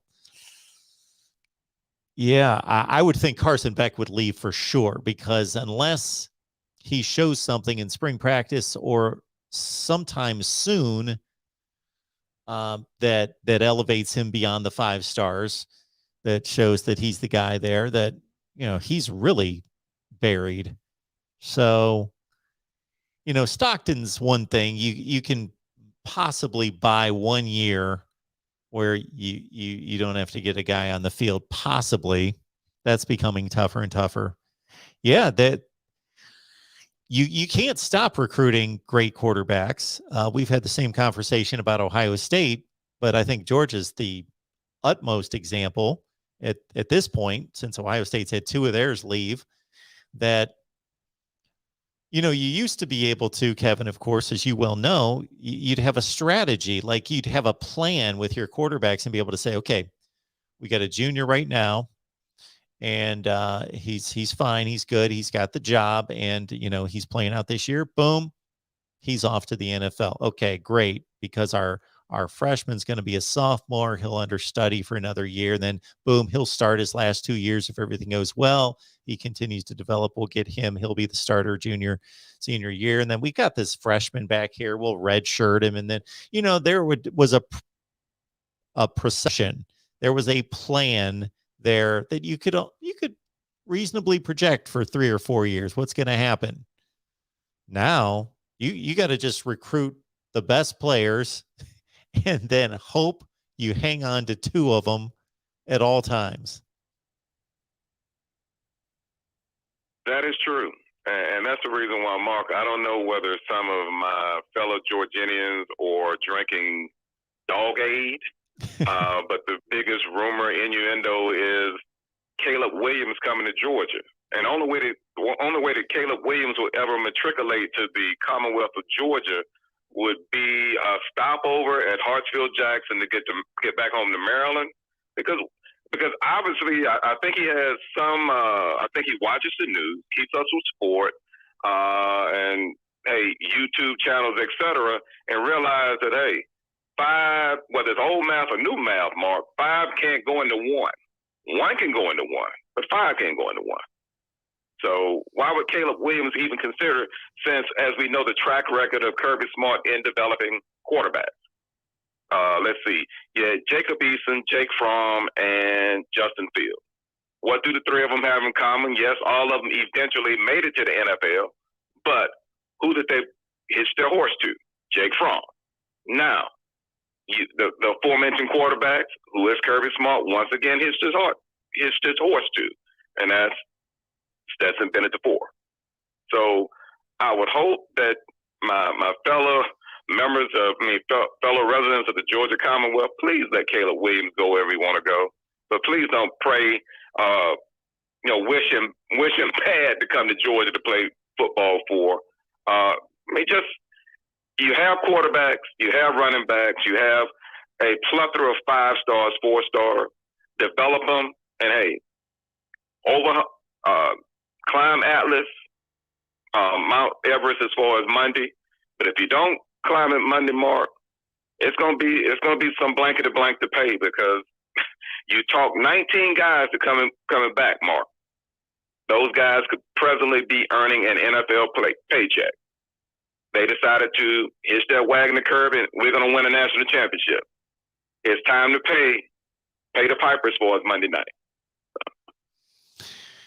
Absolutely. I don't know how Kirby Smart could look, and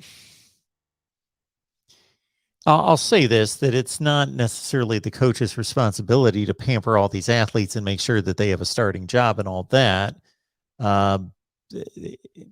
I think that their role is to simply recruit talent, be honest with everyone, give fair competition to make sure that everybody's fairly treated in regards to given a shot to win a job or playing time, and then take it from there.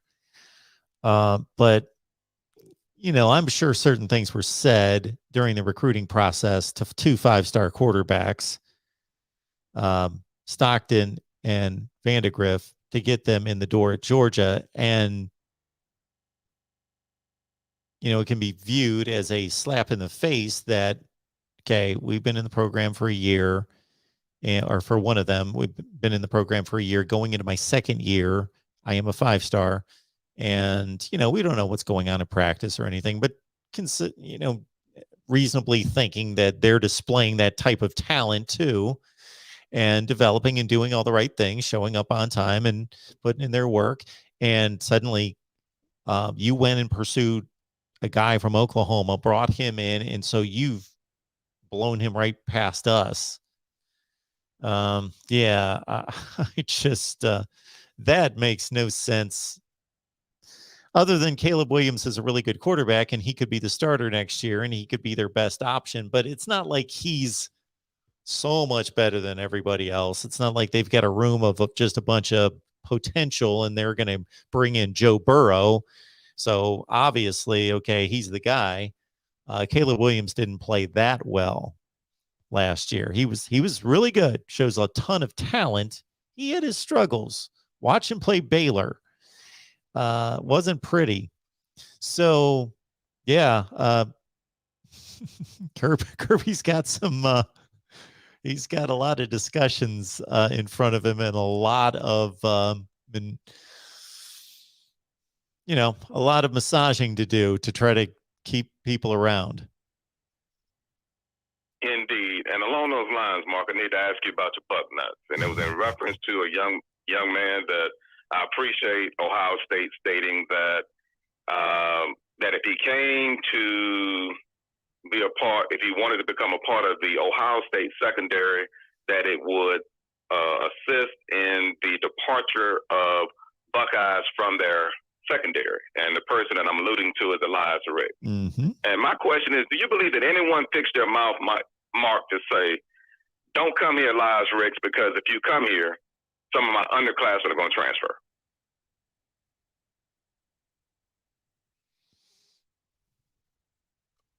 Wait, so it's my understanding that so we had a conversation about this on our Ohio State show a couple of weeks ago, and that that there was some level of interest in both directions for obvious reasons. But then it got to a point where when Ohio State looked at why Ohio State, if we're just talking about talent and who should be on the field, why Ohio State wouldn't bring in Elias Ricks makes no sense to me, because their secondary has not been good for the last 2 years. So that doesn't make any sense from a talent standpoint. But while what you just stated to me was part of the conversation, I find that ridiculous, unless I'm missing something here that, oh, you guys played that lights out that we can't bring in a 5-star cornerback. But that there were possibly other things that they weren't real crazy about that he brought to the table. What, you know, I have no idea what those are. I could speculate, but that would be irresponsible. That he brings to the table just as a student athlete. Well, that being the case, I greatly appreciate as far as Ricks as well as Jamar Gibbs being early Christmas presents as far as for the 22-23 season. And in closing, Mark, as far as NIL is going to be a game changer, but then on the other hand, I believe it's going to be a sword that cuts both ways.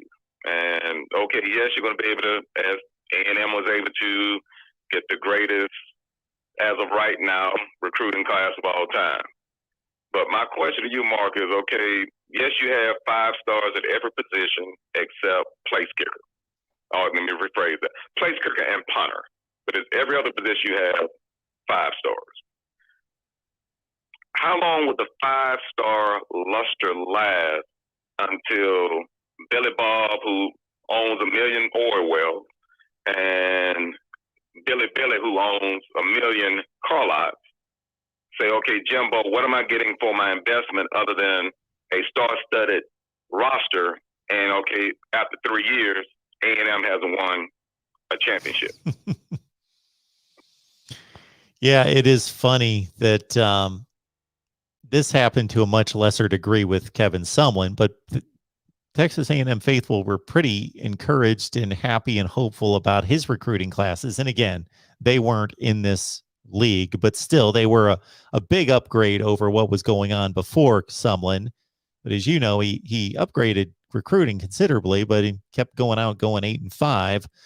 And yeah, that wears thin. So the recruiting brings hope. Certainly, hey, man, this class that they brought in, I was astounded in that they bring in this number 1 rated recruiting class on December 15th. And, you know, I'm seeing the commitments roll in, and I'm talking to my Texas A&M guy, and they brought in, I think, at least 3, maybe 4 top 5 players at their positions after they were already ranked number 1 for this 2022 class.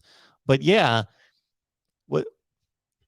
let's see if I can properly phrase this. Is just what's unique to college football is that, number 1, the interest in recruiting, so that almost the talent acquirement captivates fans as much as, like you say, actually winning on the field. That, you know, they find some of them almost as much joy in being rated, you know, number 4 in the country in recruiting as having a really good season. But one of the reasons is because the off season's so long. So what's the most important thing that's going on in the off season? It's recruiting. Well, what's the number 1 thing everybody looks at when they mention recruiting? Okay, where are you ranked? Oh, you're 23. Well, that's not good enough. You're 2. Amazing. So everybody's captivated by the recruiting ranking, and that narrative lasts from after the championship game all the way until the first weekend of September, because we don't know what football is going to be resulting on the field. But you're right. Shoot, Texas A&M, he's had now. We're working on season 4 for Jimbo, and this 3rd year. Wait a minute. He went 8-4, 7-5. No, he's working on a 5th year, isn't he? 2018. Yes, sir. Yeah. So he's working on a 5th year. 8-4, 7-5, 9-1, which I could kind of tear apart as not being the best 9-1 ever. But anyway, it was 9-1, 8-4. Yeah, this 5th year, it's time to like be playing Alabama. And I know he won that game this year, but beat everybody else, and it better be like down to the wire with Alabama. Like we're that close to winning the championship. Like they should be talked about in the college football playoff conversation in late November. You know, they should be 11-1. Yes, sir. Yes, sir. Mark, as always, a pleasure to speak with you. Pleasure to listen to you. Also, just wanted to, I guess it could be called the way too early prediction as far as for the 22-23 season. Yeah. Look forward to Ohio State, University of Alabama as far as national championship. Okay. But let me just ask you this in parting, Mark, and I apologize for doing this, and that is, no problem. When has anyone used age in recruiting against Larry Johnson? I always hear it in reference to Nick Saban, but I've never heard it in reference to Larry Johnson. Well, it is brought up from time to time just in discussions among media that when is this guy going to move on? I don't know. I don't know. Just thought I would ask, Mark. Again, thanks for indulging me. Take care, and hey, look forward to speaking with you real soon. Appreciate that, Kevin. Have a good night. All right, Sam. Oh, I try to get through these calls a little bit quicker at the end, so I apologize to Kevin and anybody else if I cut off your last word or two. I got 3 calls right here. Hopefully nobody else is waiting because let's see. What are we working on here? We're working on.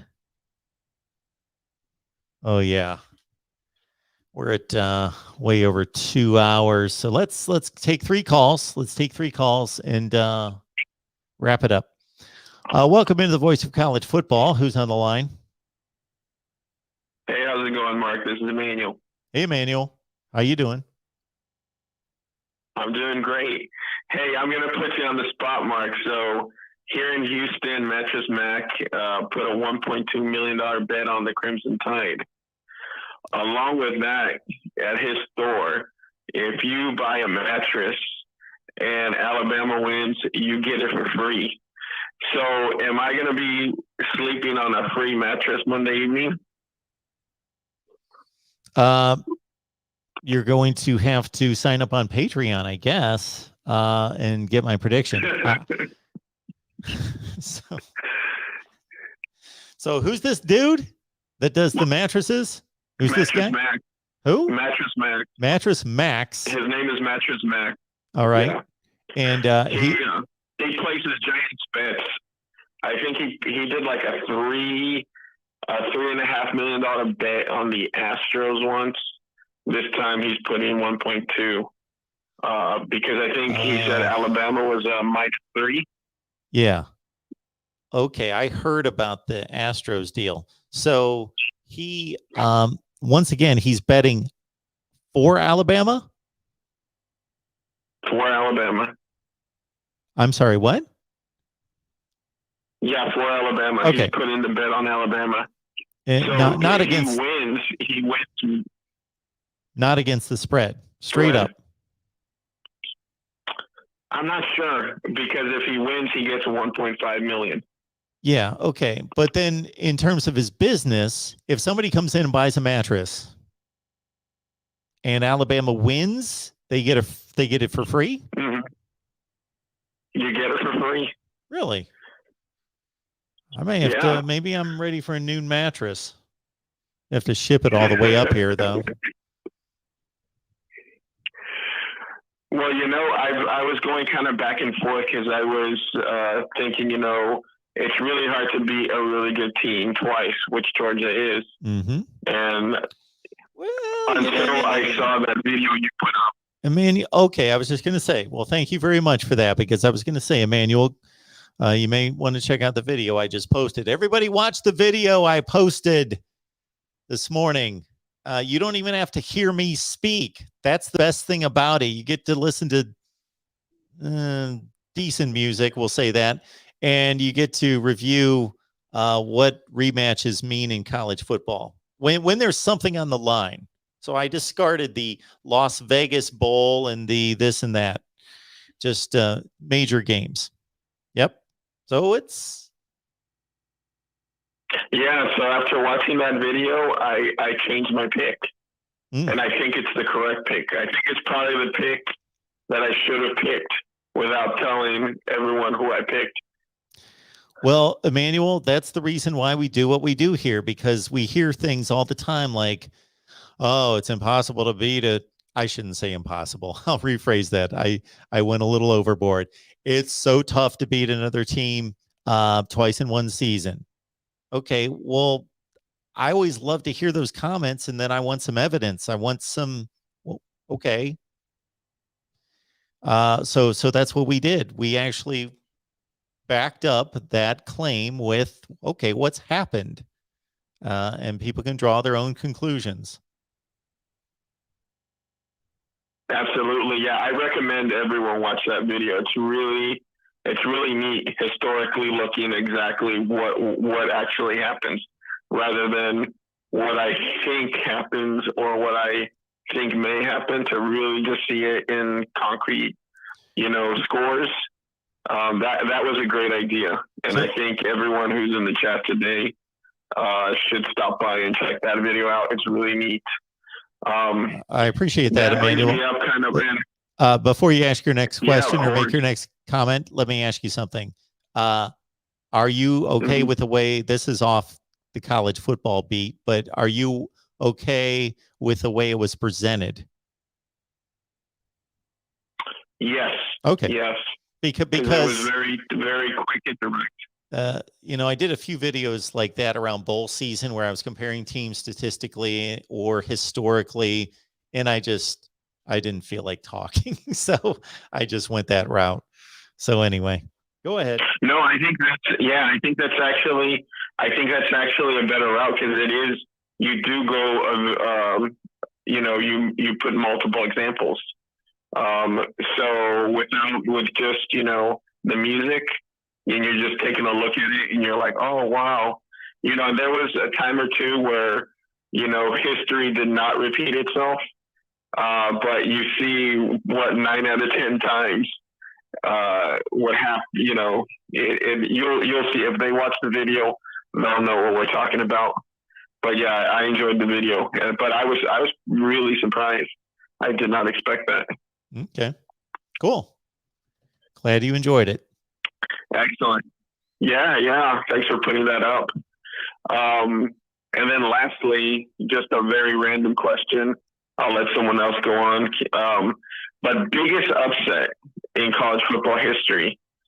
And the two that I can think of, the one that just blew my mind by far was Appalachian State over Michigan in that shocking loss, which that Michigan team was really good, went on to have a really good season. I believe that was Lloyd Carr's last season. But I think maybe just as shocking, or maybe not as shocking because it's not as big of a name, but a couple, what was it, 2019? Old Dominion beating Virginia Tech after Old Dominion had lost by like 50 to Liberty the weekend before. What would you consider the biggest upset in college football history? Well, certainly, yeah, Old Dominion and James Madison did it to Virginia Tech when Virginia Tech was a top 10 team in the country about, I want to say 10 years prior to that, somewhere in that range, 08, 09, something like that. So the only thing I'll say about that Old Dominion game, which I believe was 49-35 as a final, is do you know who the quarterback was at Old Dominion? I have no idea who anyone from Old Dominion. I didn't know Old Dominion played football. until a day or two ago seeing a bowl. Well, I can't. I'm blanking on how to pronounce his name. Jason Hinsky. Anyway, he's the starting quarterback. I've seen him play. I can't believe I can't remember exactly how to say his name. I was trying to look it up here real quick. Anyway, I didn't know this until maybe 3 or 4 months ago, and it kind of clicked. I kind of put it together because I was watching the Redskins play, and I was like, he was the quarterback at Old Dominion. And then I looked it up and I'm like, yeah, he was the quarterback at Old Dominion. So they did have a NFL starting quarterback at least playing at Old Dominion for that game. All right. So that's one of your examples. And then you've got Michigan and App State. The thing I'll say about that is we have seen through the years the best teams in FCS win games against Minnesota, Kansas State, Oregon, some decent teams, some teams that were going to bowl games, Iowa, some 7-5, 8-4 kind of teams. So App State was, I believe, I don't keep up with the FCS, but winning national championships, I believe. Now, Michigan was supposed to be number 5 team in the country. They were a good team that year. They finished second or third in the Big Ten. They went 9-4. They beat Tim Tebow in Florida in the Capital One Bowl that year. You've got the Stanford win over USC. Was it when Jim Harbaugh took over? It was Pete Carroll. They were a 41-point underdog in that game, and Stanford had been so bad for so long, but that almost showed. We almost found out later, though, that Stanford was going to become good quickly. So that was almost just the start of that. I had a friend that told me that was the biggest upset that he'd ever seen was the Stanford USC game, and I think that was a game where Harbaugh and Pete Carroll kind of got into it after the game, right? Yes. They had an exchange of words. Oh, yeah. Yeah, from a point spread standpoint, that is the biggest. Although there was a game a couple years ago that exceeded it, but nobody would remember the team. Like, that's the biggest Power 5 game. There was like a UNLV and somebody else, I forget, like a 42-point spread, but it was, nobody watched the game. Nobody cares. In terms of, a Power 5 game that people are watching, care about, that's the biggest point spread of all time. So if you're asking, you can ask this 2 ways. One would be, what's the matchup that had the biggest talent gap, point spread, where the 2 teams shouldn't have been on the same field, like you're bringing up? And then there's more like, what is the biggest upset historically? Like, because it's a huge game. Like Super Bowl III, some people would name as the biggest upset in NFL history, but in terms of the talent, it's not. So those are the games that come to mind. One of the games that I put in that video, Ohio State was a 16-point favorite in the Rose Bowl against UCLA after they beat them by 21 points earlier that season and lost in that game. So that was a big game. Wisconsin was a 31-point favorite against Illinois a couple of years ago when they lost.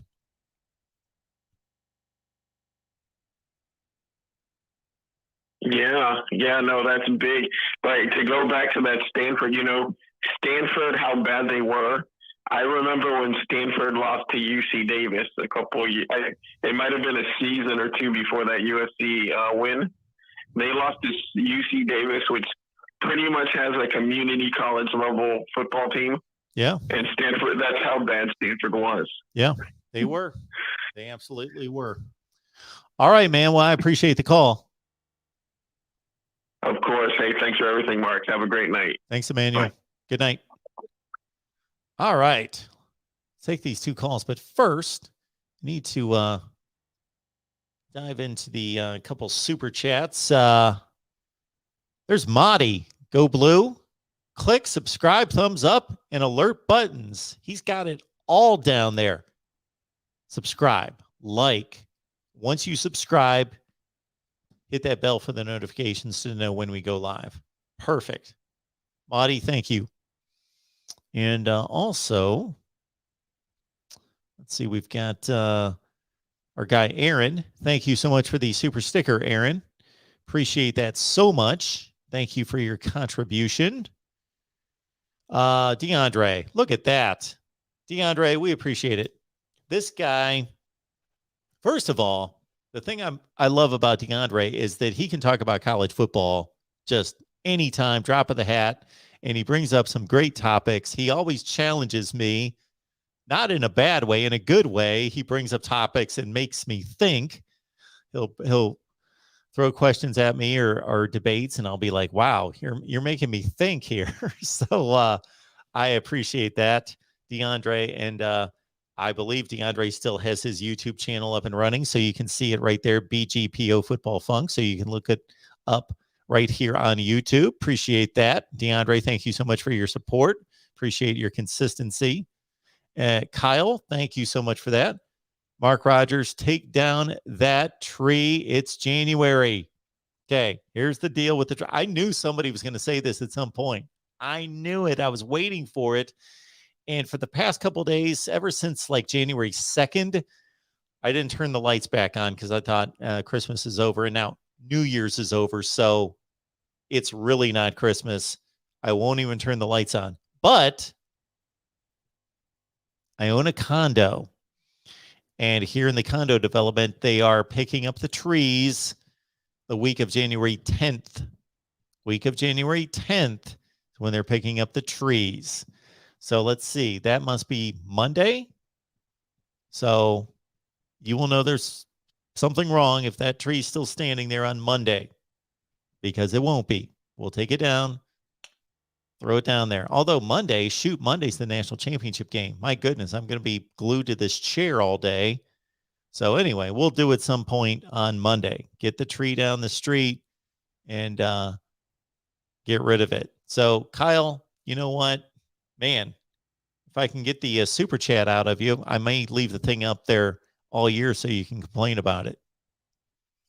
And Kyle, if I'm not mistaken, here's the deal, Kyle. You had asked about contacting me and us making contact a couple weeks ago.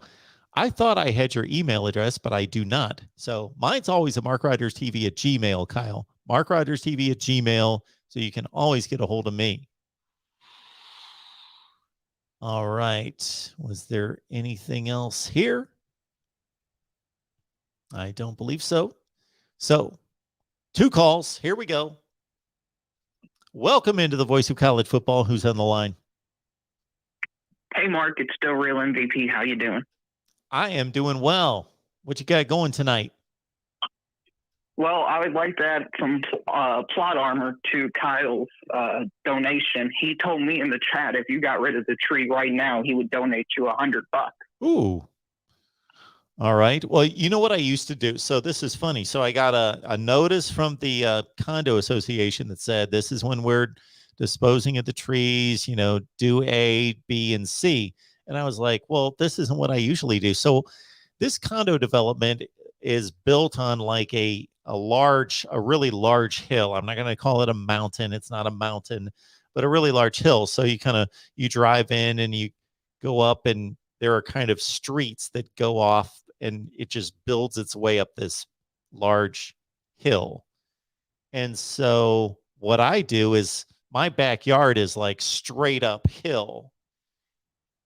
And then up to the next level, that's got another street of condos, and in front off my deck and my front driveway. And then I got a little street that's just kind of an access street because I live close to a dead end, is another guardrail with another stretch of hill that just goes straight down. So I usually just take my tree, just throw it on my back, just run outside and just fling that thing as far as I can down the hill. That's usually my way. Maybe I'll take a video of that.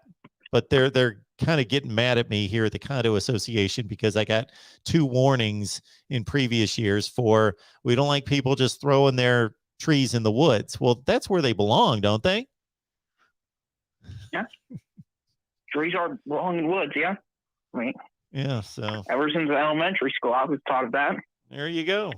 I think a lot of trees in woods equals a forest. Yeah. If I'm not mistaken. Yep. You put them together, you got yourself a forest. So that's the story with the tree.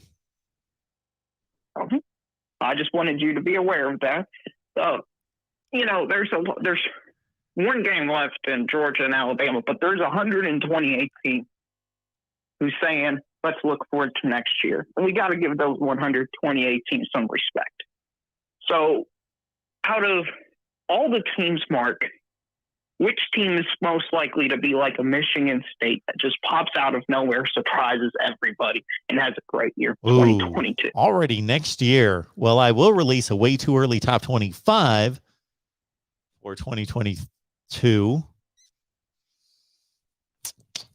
which, not to brag, my number 1 team for 2021 was Georgia. But anyway, who's going to jump out there next year? Who's going to jump out there next year? Next year's going to be next year's Michigan State. Next year's Michigan State.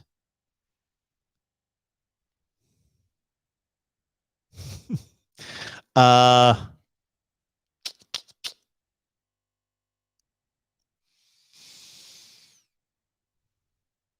about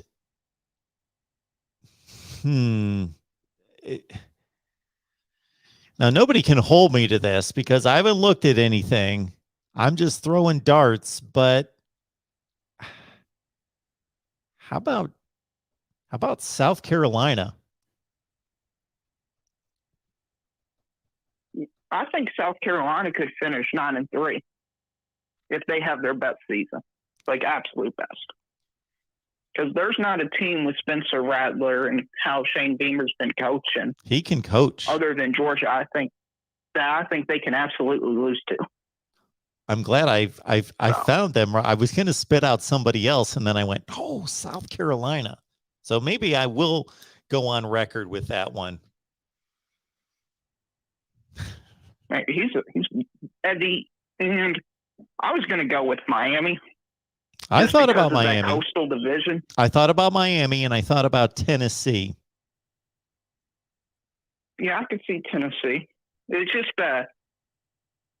I think South Carolina, they always lose to Florida for whatever reason.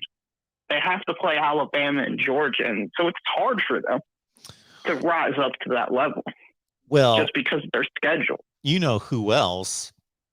I don't know that this is going to be a surprise, but based on their record this year, which is horrendous, which they probably got ignored this season, unlike any season in their history, is USC.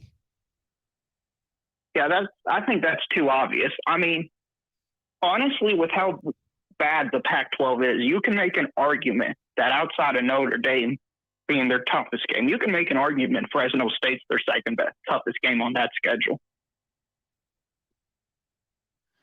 Yeah, USC could go from 4-8 to 10-2. They could even go 11-1. It's crazy. They could. They could. I mean,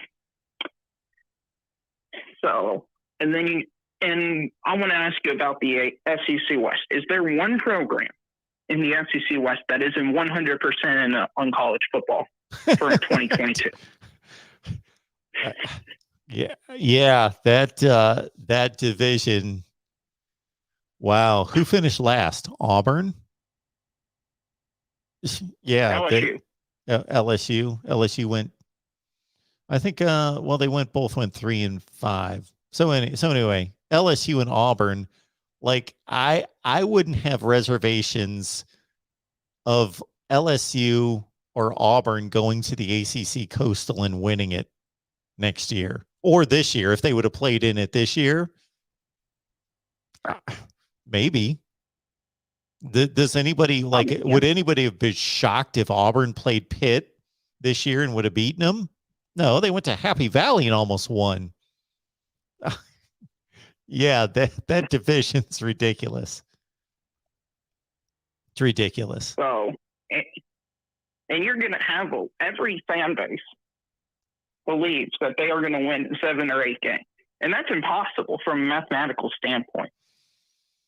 Yeah. So that's going to be very interesting to see how that plays out. What's going to be interesting too is I almost want the SEC to get this expansion taken care of as soon as possible, because I want Texas to get thrown into that. You want Texas to die? They got no shot. I want Texas to get thrown into all that. I know. I want a little kick in the teeth just to wake them up a little bit and remind them that, they're not all that and they got a lot of work to do. Yeah. I mean, Mark, every year they say we're back. We're Texas is back. They're back to being 7-5 or 8-4 every year in the Big 12. If Texas joined the SEC West, they would be underdogs in every single game.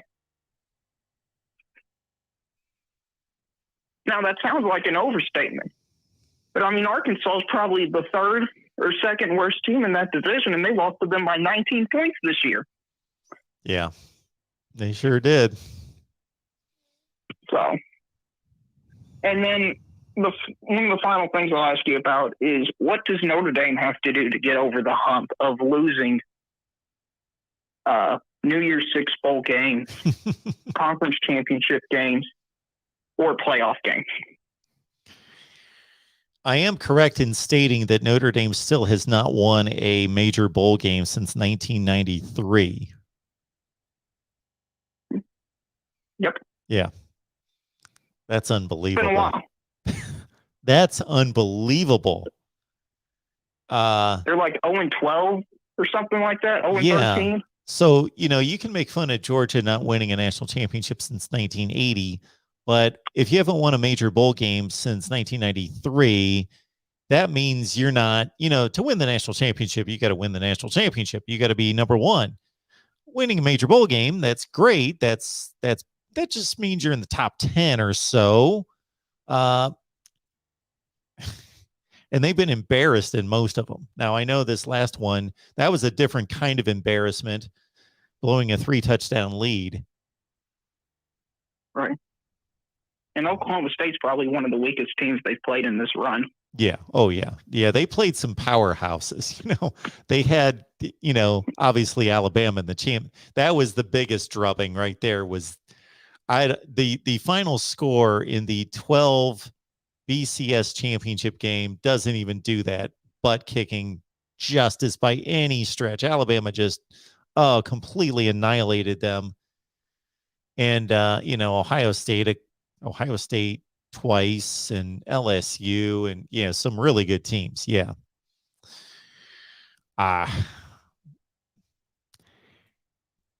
Well, I would have told you a year ago, I would have said what they need to do is play somebody like Oklahoma State in the Fiesta Bowl, get a draw like that. And they should be able to do it and not always have to play Alabama or Ohio State or Clemson in a New Year's Six game. But that wasn't even good enough for them. And do you think this loss, I know it's one loss, but do you think this kind of takes the sails away from Marcus Freeman a bit? Because it kind of felt like there was all this hype around him, and then it just kind of all dissipated when they lost. Yeah, it's bad blowing a lead, especially. If they would have stepped on the field and it would have been back and forth all the time from the first series and they lost 37-35, okay. But yeah, they blow this huge lead, which I don't know where that ranks in Notre Dame history in blowing leads. It's got to be up there. 21-point leads don't happen all the time. But this, you got to understand, under the circumstances, he takes over the team after the season's over. And yeah, I don't think he really takes any kind of a hit for this. Okay. And then with all the bowl games basically being done except for the national championship, is it fair to say the SEC this year is still the best conference? However, it is funny that these teams like LSU, Auburn, Missouri are losing to Group of Five, normally forgotten, irrelevant teams, but they are still the best conference. Yes. So, yeah, the SEC is the best conference. It just is. I'm still going to go through the exercise of looking through all the results, ranking the conferences. I know what the conclusion is going to be, but I still want to do it because up until New Year's Eve, I would have said, and I did say, hang on, I want to see the rest of this play out. And in the Big Ten, pretty much outside of Michigan, completed the season fine. I know they lost some games after they got off to a red hot start. They started losing some games, but they were respectable losses. They were close, and then Ohio State won the Rose Bowl. So, but then Michigan, now we would be having a great conversation right now if Michigan would have beaten Georgia. And I know that wasn't even close to happening, but if it did, then I'd be telling you, I don't know. Michigan just beat maybe the best team in the SEC. Now they're playing the other best team in the SEC. Let's see how this plays out, because maybe Ohio State should have been in there, and and look at these other bowl results. So we had Arkansas, Penn State. That game was hard. That's a hard one to evaluate because Penn State's defense basically left for the NFL. Like, they had so many opt-outs on defense. It's ridiculous. That list was ridiculous. And Arkansas did lose their top receiver, Traylon Burks, who's amazing. He opted out, but still the Penn State defense was just basically a backup defense, 3/4 of it. So I'm not putting a lot on that. Mississippi State against Texas Tech. Well, I'm kind of sizing up the Big Ten. Yeah, I know which way you're going. You're going with the opt-outs that, kind of throw away those games that they're just, I hate to say throw away the game because the results should count for something. But I was going more SEC Big Ten because that would be the argument we'd be having about best conference. But the Purdue-Tennessee game, I know that Purdue was given a bit of a gift and Tennessee may have gotten ripped off.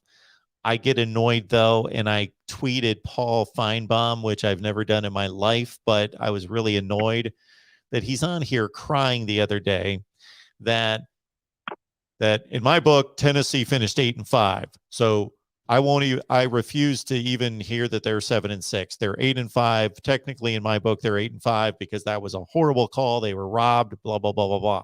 Well, I have no problem with, so I tweeted him and I said, I have no issue with you saying Tennessee got ripped off on that call. It was a bad call. I have no issue with that. Valid point. But you can't hand the game to Tennessee. That was not the last play of the game. It wasn't one of these. Still has a possession. Yeah, it's not one of these situations where that's the last play of the game, so the ref screwed it up. So you can say, well, it wasn't like Michael Penix when he was diving for the pylon against Penn State last year, where it's do or die. That's the game right there. No, and he makes the statement. That Miami Duke game. Yeah, a while back ago. Exactly. With the lateral. Oh yeah. One of them was going to win or lose on that play. The game's over. Because he even had the audacity to say Purdue wasn't going to score. I'm telling you right now, there's no way that they were going to score. What are you talking about? This was not a 10-3 game. Like, making some declaration that somebody wasn't going to score that had 630 yards of total offense and racked up 48 points. You're telling me that they couldn't punch it in from the 25. Like, that's just being an idiot. That's just being ridiculous. So the reason I bring all that up is that's a game where both teams walk off the field and I'm just like, that's a great game. And I know Purdue technically won. And even if there wasn't a controversial call, if he clearly got stopped, let's say it wasn't a controversial call, even though it's a win for the Big Ten. It lost for the SEC. I still look at that game as who's the better team? I don't know. they're so close that who knows? So that's my evaluation Right, on that. you got to get context behind the game. Yeah. It can't be just what your record is. Yeah. And even though Purdue, they missed a lot of opt-outs. Like they missed two huge, great players, David Bell and George Karlaftis, two All-Americans. And then the third game between the conferences was Kentucky and Iowa, and it was a much different type game than the Purdue-Tennessee game, but it was another great college football game where both teams just fought it to the end. And again, so Kentucky wins, but it's another one like who's better? They could play 10 times and probably split 5-5. At the top, those two teams are just so good. And I know a lot of people that would argue against me would say, but there are only two teams out of 14. You're rating the whole conference. But it is the most important portion of the conference. And those two are so good that I think that tips it definitely in the SEC's direction. If you took the rest of those conferences, the SEC and the Big Ten, I'd probably say the Big Ten, even if you took Ohio State and Michigan off and you measured the rest of the conference, I'd say they're about even, but I would lean Big Ten. I think the bottom of the SEC is probably better than the bottom of the Big 12. Or the Big 10, excuse me. Big 10. Yeah. Like, I think it. Yeah. So. Yeah, I think the Big Ten's really strong for about 7 teams, 8 teams, but right. Yeah, Northwestern's horrible. They were horrible this year. Indiana's horrible. Not good. And Rutgers is pretty awful. Illinois is pretty awful. Can Nebraska win a game? Nebraska's, they probably would lose. They're tough to judge. Like their record's awful. But and really the only team in the SECs that's just ridiculously bad is Vandy, of course. Well, I know you're not going to give your pick to the national championship game, but can you at least give your pick to Montana State versus North Dakota State? Well, I have one allegiance to North Dakota State, so I'm going to pick them. Fair enough. And final thing I'll ask you about, Mark, Baylor to the Final Four next year. What are your thoughts? Baylor? Baylor. Sure. It's possible. Hey, man, I thought I would throw something crazy out there. That's possible. No, it almost happened this year. Yeah. Subscribe. We're almost at 33,000 subscribers on this channel. Subscribe to Mark's Notre Dame channel and Alabama channel. There's all these Alabama fans running around in here claiming that they're going to win the national championship, but they can't even get 1,000 subscribers on your Alabama channel, Mark. Yes, weird. Let's do that. Man. Mm-hmm. Exactly. We could all be here Monday night celebrating 1,000 subscribers on the Alabama channel and saying, who cares what happened in the national championship game? Have a good one. All right. Thanks, man. All right. Two to go. Here we go.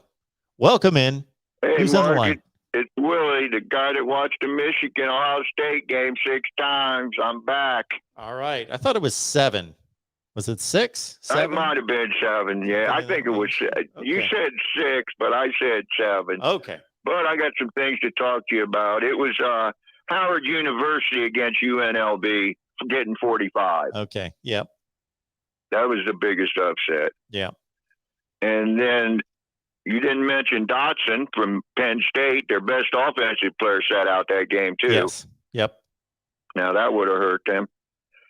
And you were talking to Steve today about the best place at Ohio, the worst place he remembers at Ohio State.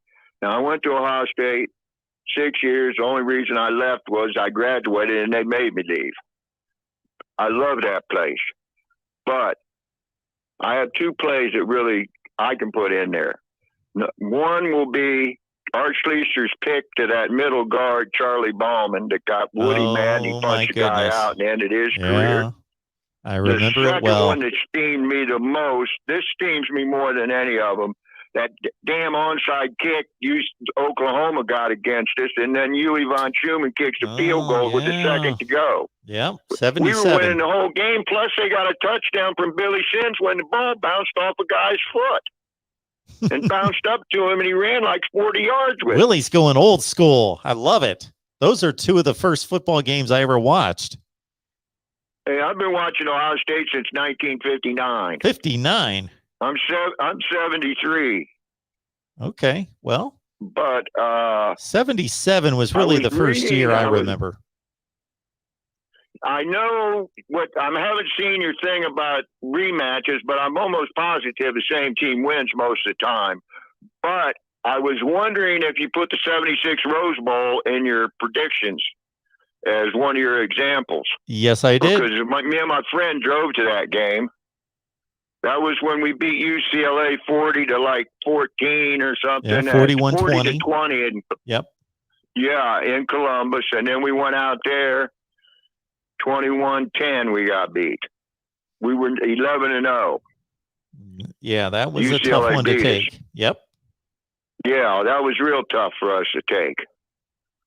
That was a tough game. That was one of my favorite Ohio State teams. That when my friend Rick Middleton was captain in '74.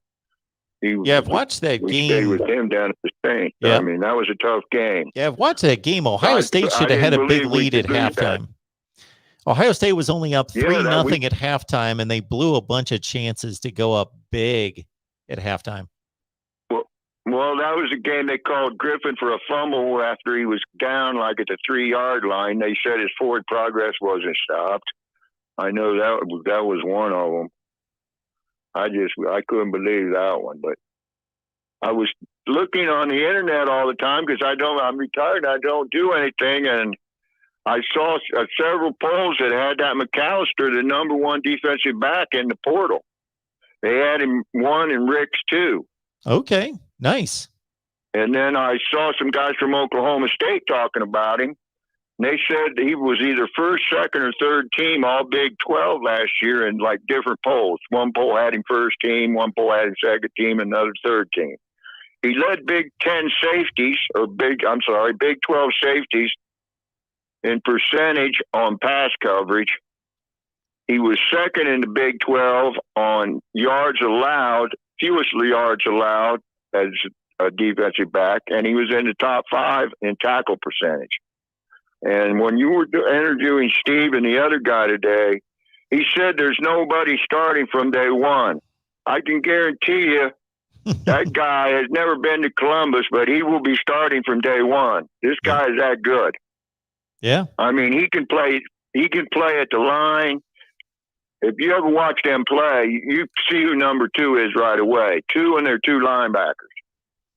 But 2 can take 5's place, and I'll bring my grandmother down and we'll take 17 out because somebody will be taking somebody's taking 17 out. I know that. That's and we got that linebacker coming in. That guy is a speed demon, and he's powerful. I don't know if he'll start right away, but I expect him to play a lot. I don't know. They'll probably might even have a special position for him, and maybe he can return kicks for us too, so we don't get a Buka hurt. I think next year, we're going to be looking good next year. I've seen the interviews from down at the College All-American game, and they interviewed those 3 offensive linemen we're getting, and all of them said changing the coach didn't matter at all. They said they're still coming to Ohio State. The deep offensive line coach that lost his job, they said it really doesn't matter. So that was a real good sign. Because, some guys go there just for their coaches. So, and then hopefully that big guy will come back. Have you heard anything about that? The one big tackle? I don't know. And then we've got Miller, and we have Miller and I know we got Paris Johnson, we've got Miller, and we've got another guy that played a lot. Jackson, not Jackson. I can't think of his, but he played guard. I can't think of his name. But our offensive, I think they decided to get rid of that offensive coach maybe after what Georgia did to him. I mean, Georgia ran the ball all over Michigan, really, and passed all over him. And then in Michigan, I mean, they basically neutralized Hutchinson. I mean, Hutchinson had a terrible game. Personally, I think he cost himself the number one pick, because if I'm an NFL team, I'm not taking this guy number one, because it proves you can neutralize him if you know what you're doing. But in the Rose Bowl, finally, Ohio State, the second half, put 8 guys in the box. Now, that worked out good for us. It took, I don't know when they realized they needed to do that, but that first half was a disaster. But that first half was that was no worse defense than we played in that second half against Michigan. I mean, those two were about equal, and they were back-to-back halves. And then I was looking at the guy that was talking about Georgia or South Carolina's schedule, and they've got some easy games, but they've got at Arkansas, Georgia, Kentucky, A&M, Florida, Tennessee, and Clemson. So they can only lose 3 of those 6 games, and then they'd have to beat all these other teams they'd be favored against. That's considering they'd be favored against Missouri, South Carolina State, Charlotte, Georgia State might. I don't know what Georgia State might do them a game. I'd be very surprised if South Carolina is 7-3 next year. Yeah, 9-3 might be a little strong. It's just too hard to predict.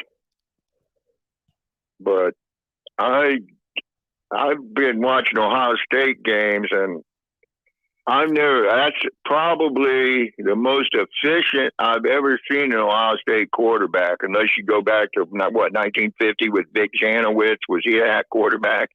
Put up 40-some points himself in the Rose Bowl.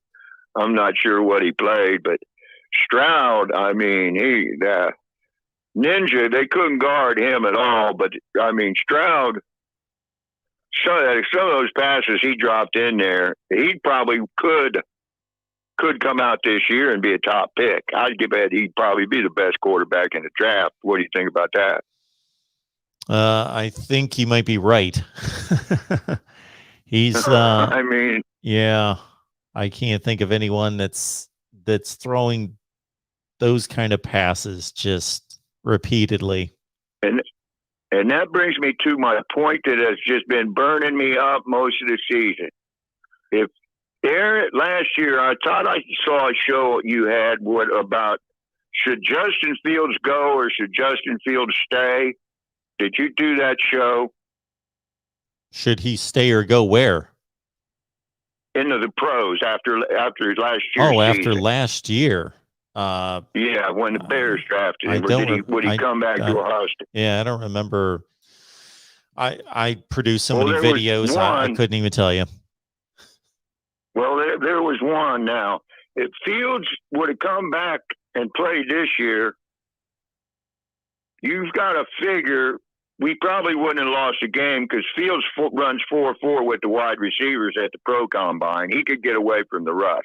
That's one thing he could do. Plus, he could run the ball. So I seriously doubt if we would have lost any games this year.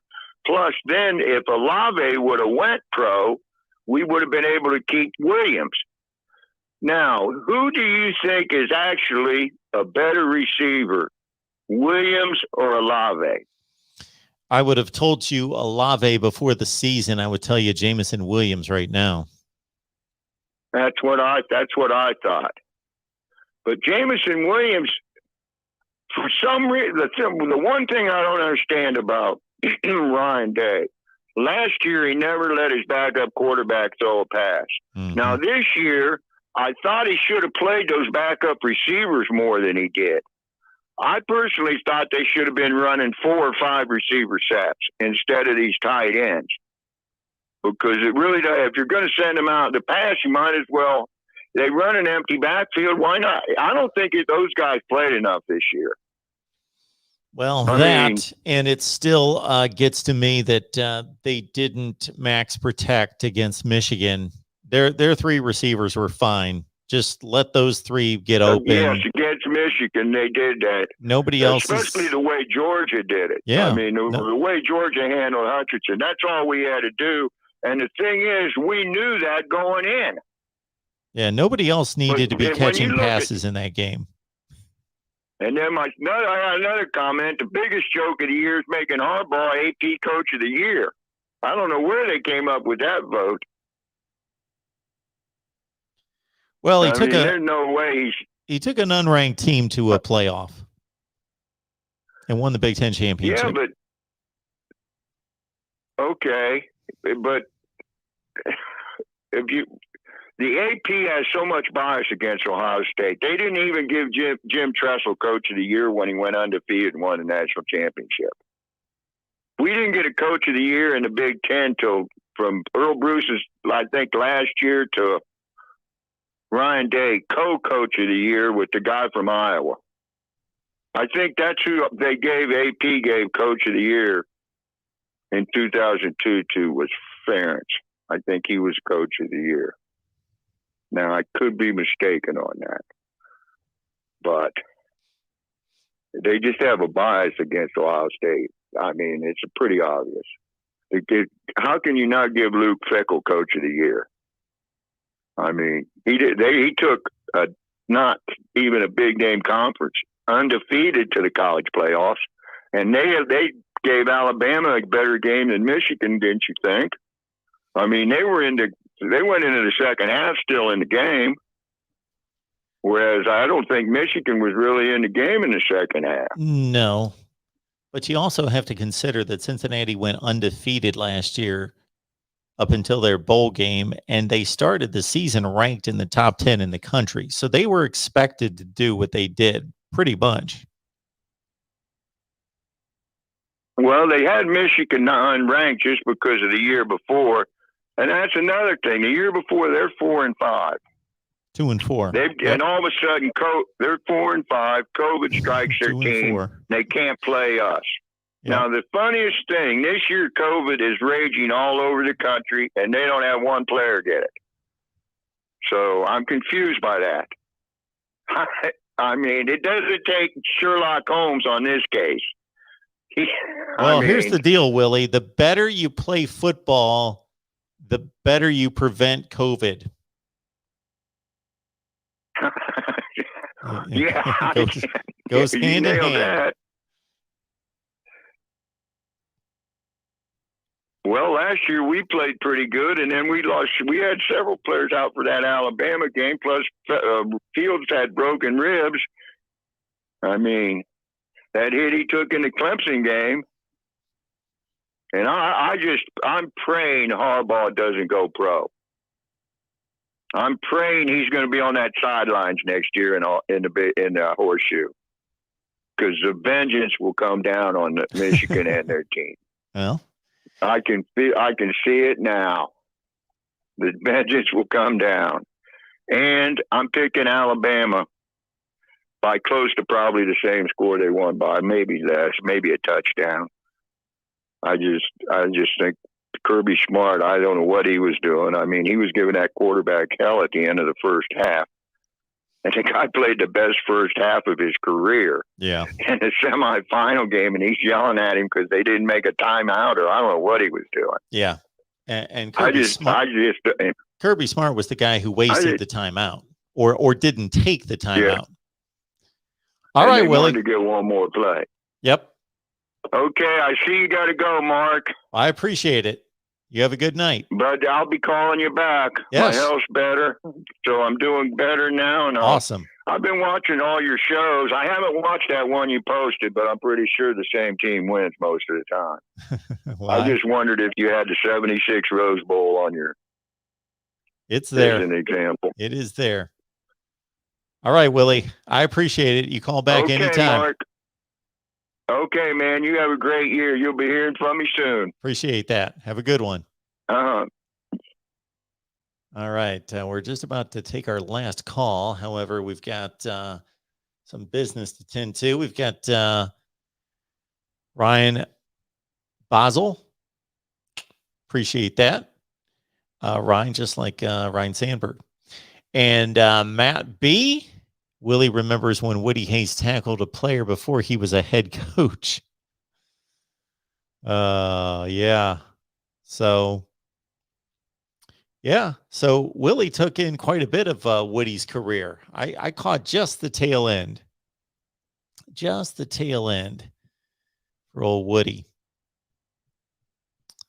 And then we got Matt B again. Willie only wears a mask when he's in the restroom. Okay. All right.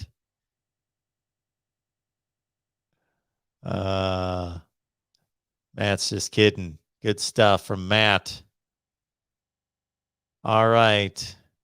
I'm glad that in addition to all the college football talk, the one thing that people bring to mind once in a while here is that we bring people together. So I'd like to hear that from time to time. Somebody will tell me, you know what? I talk quite a bit with so-and-so and so-and-so, and the reason we connected was because, we're on the live chat here. That goes with a lot of our media guests too. That I see every so often. I'll see two of the media guests that I have on a lot. They'll be collaborating on some podcast or video, and then I'll find out, yeah, we didn't know each other until, yeah, you brought us on together. So it's a good thing. All right. This better be a good closer here. Welcome to the Voice of College Football. Who's on the line?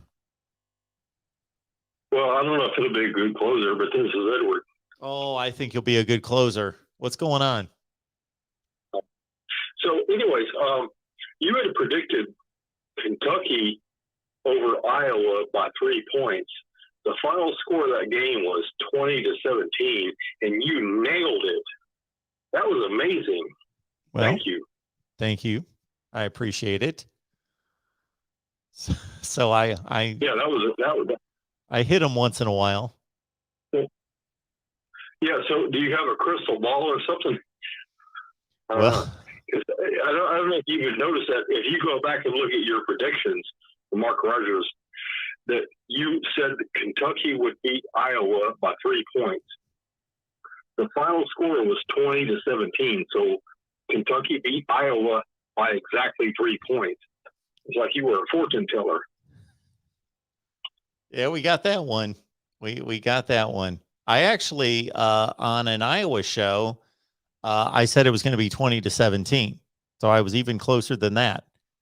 We were talking about the scoring range, and I was asked, okay, what kind of game do you see? And I say, this looks like a 20-17 game to me. So what else is on your mind tonight? Yeah, so it was a fun game to watch, and the fact that you nailed it was awesome. So here we go. Something about Utah. I was surprised that you didn't have Utah in your top 5 upsets or surprises or whatever. I can't remember what you named it. Surprise teams. Anyway, here we go. But please let me talk. So Utah destroyed Oregon, and then they lost to Colorado. I get that. And then they beat Oregon again, and then they came really close to beating Ohio State by 3 points. And I was surprised that you didn't have them in your top 5 upset team, because I think that Utah really Utah had a great season, and they surprised a lot of people. Yeah, you could certainly make a claim for Utah, but at the same time, I believe that most people had Utah winning the Pac-12 South Division at least.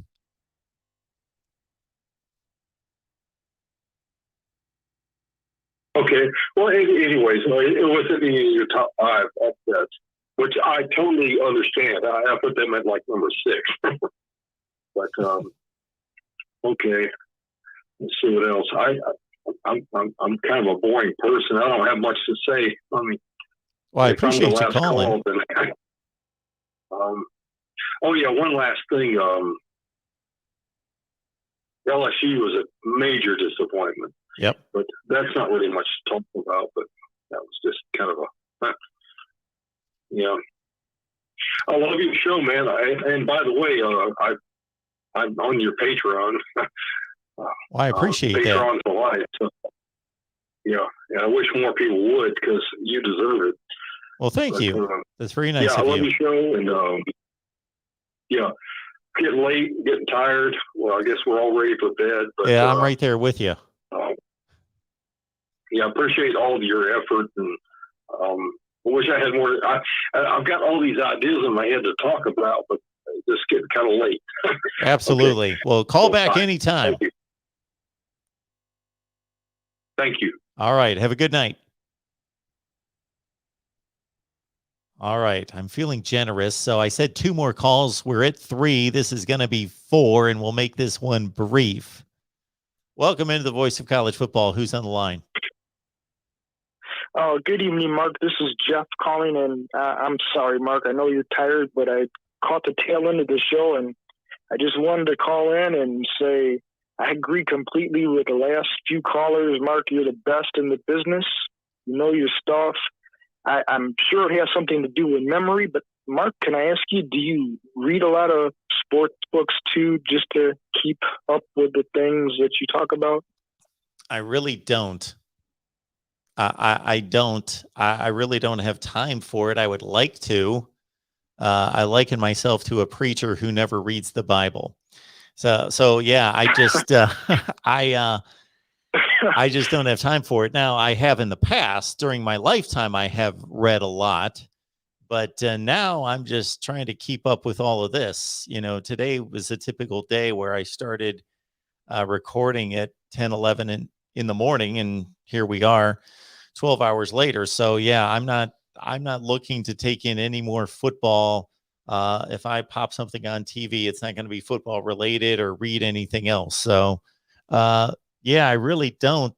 Most of the reading I take in is more of a spiritual nature and more entertainment related. So, yeah, there are a lot of good sports books out there that I would like to read, and I just think in the midst of preparing for what and just talking to the various contributors that I have on all the time, I'm constantly looking at sites and looking at statistics and that sort of thing. So they all just kind of make their way into my head. But there's a lot I would like to know even beyond what I do know.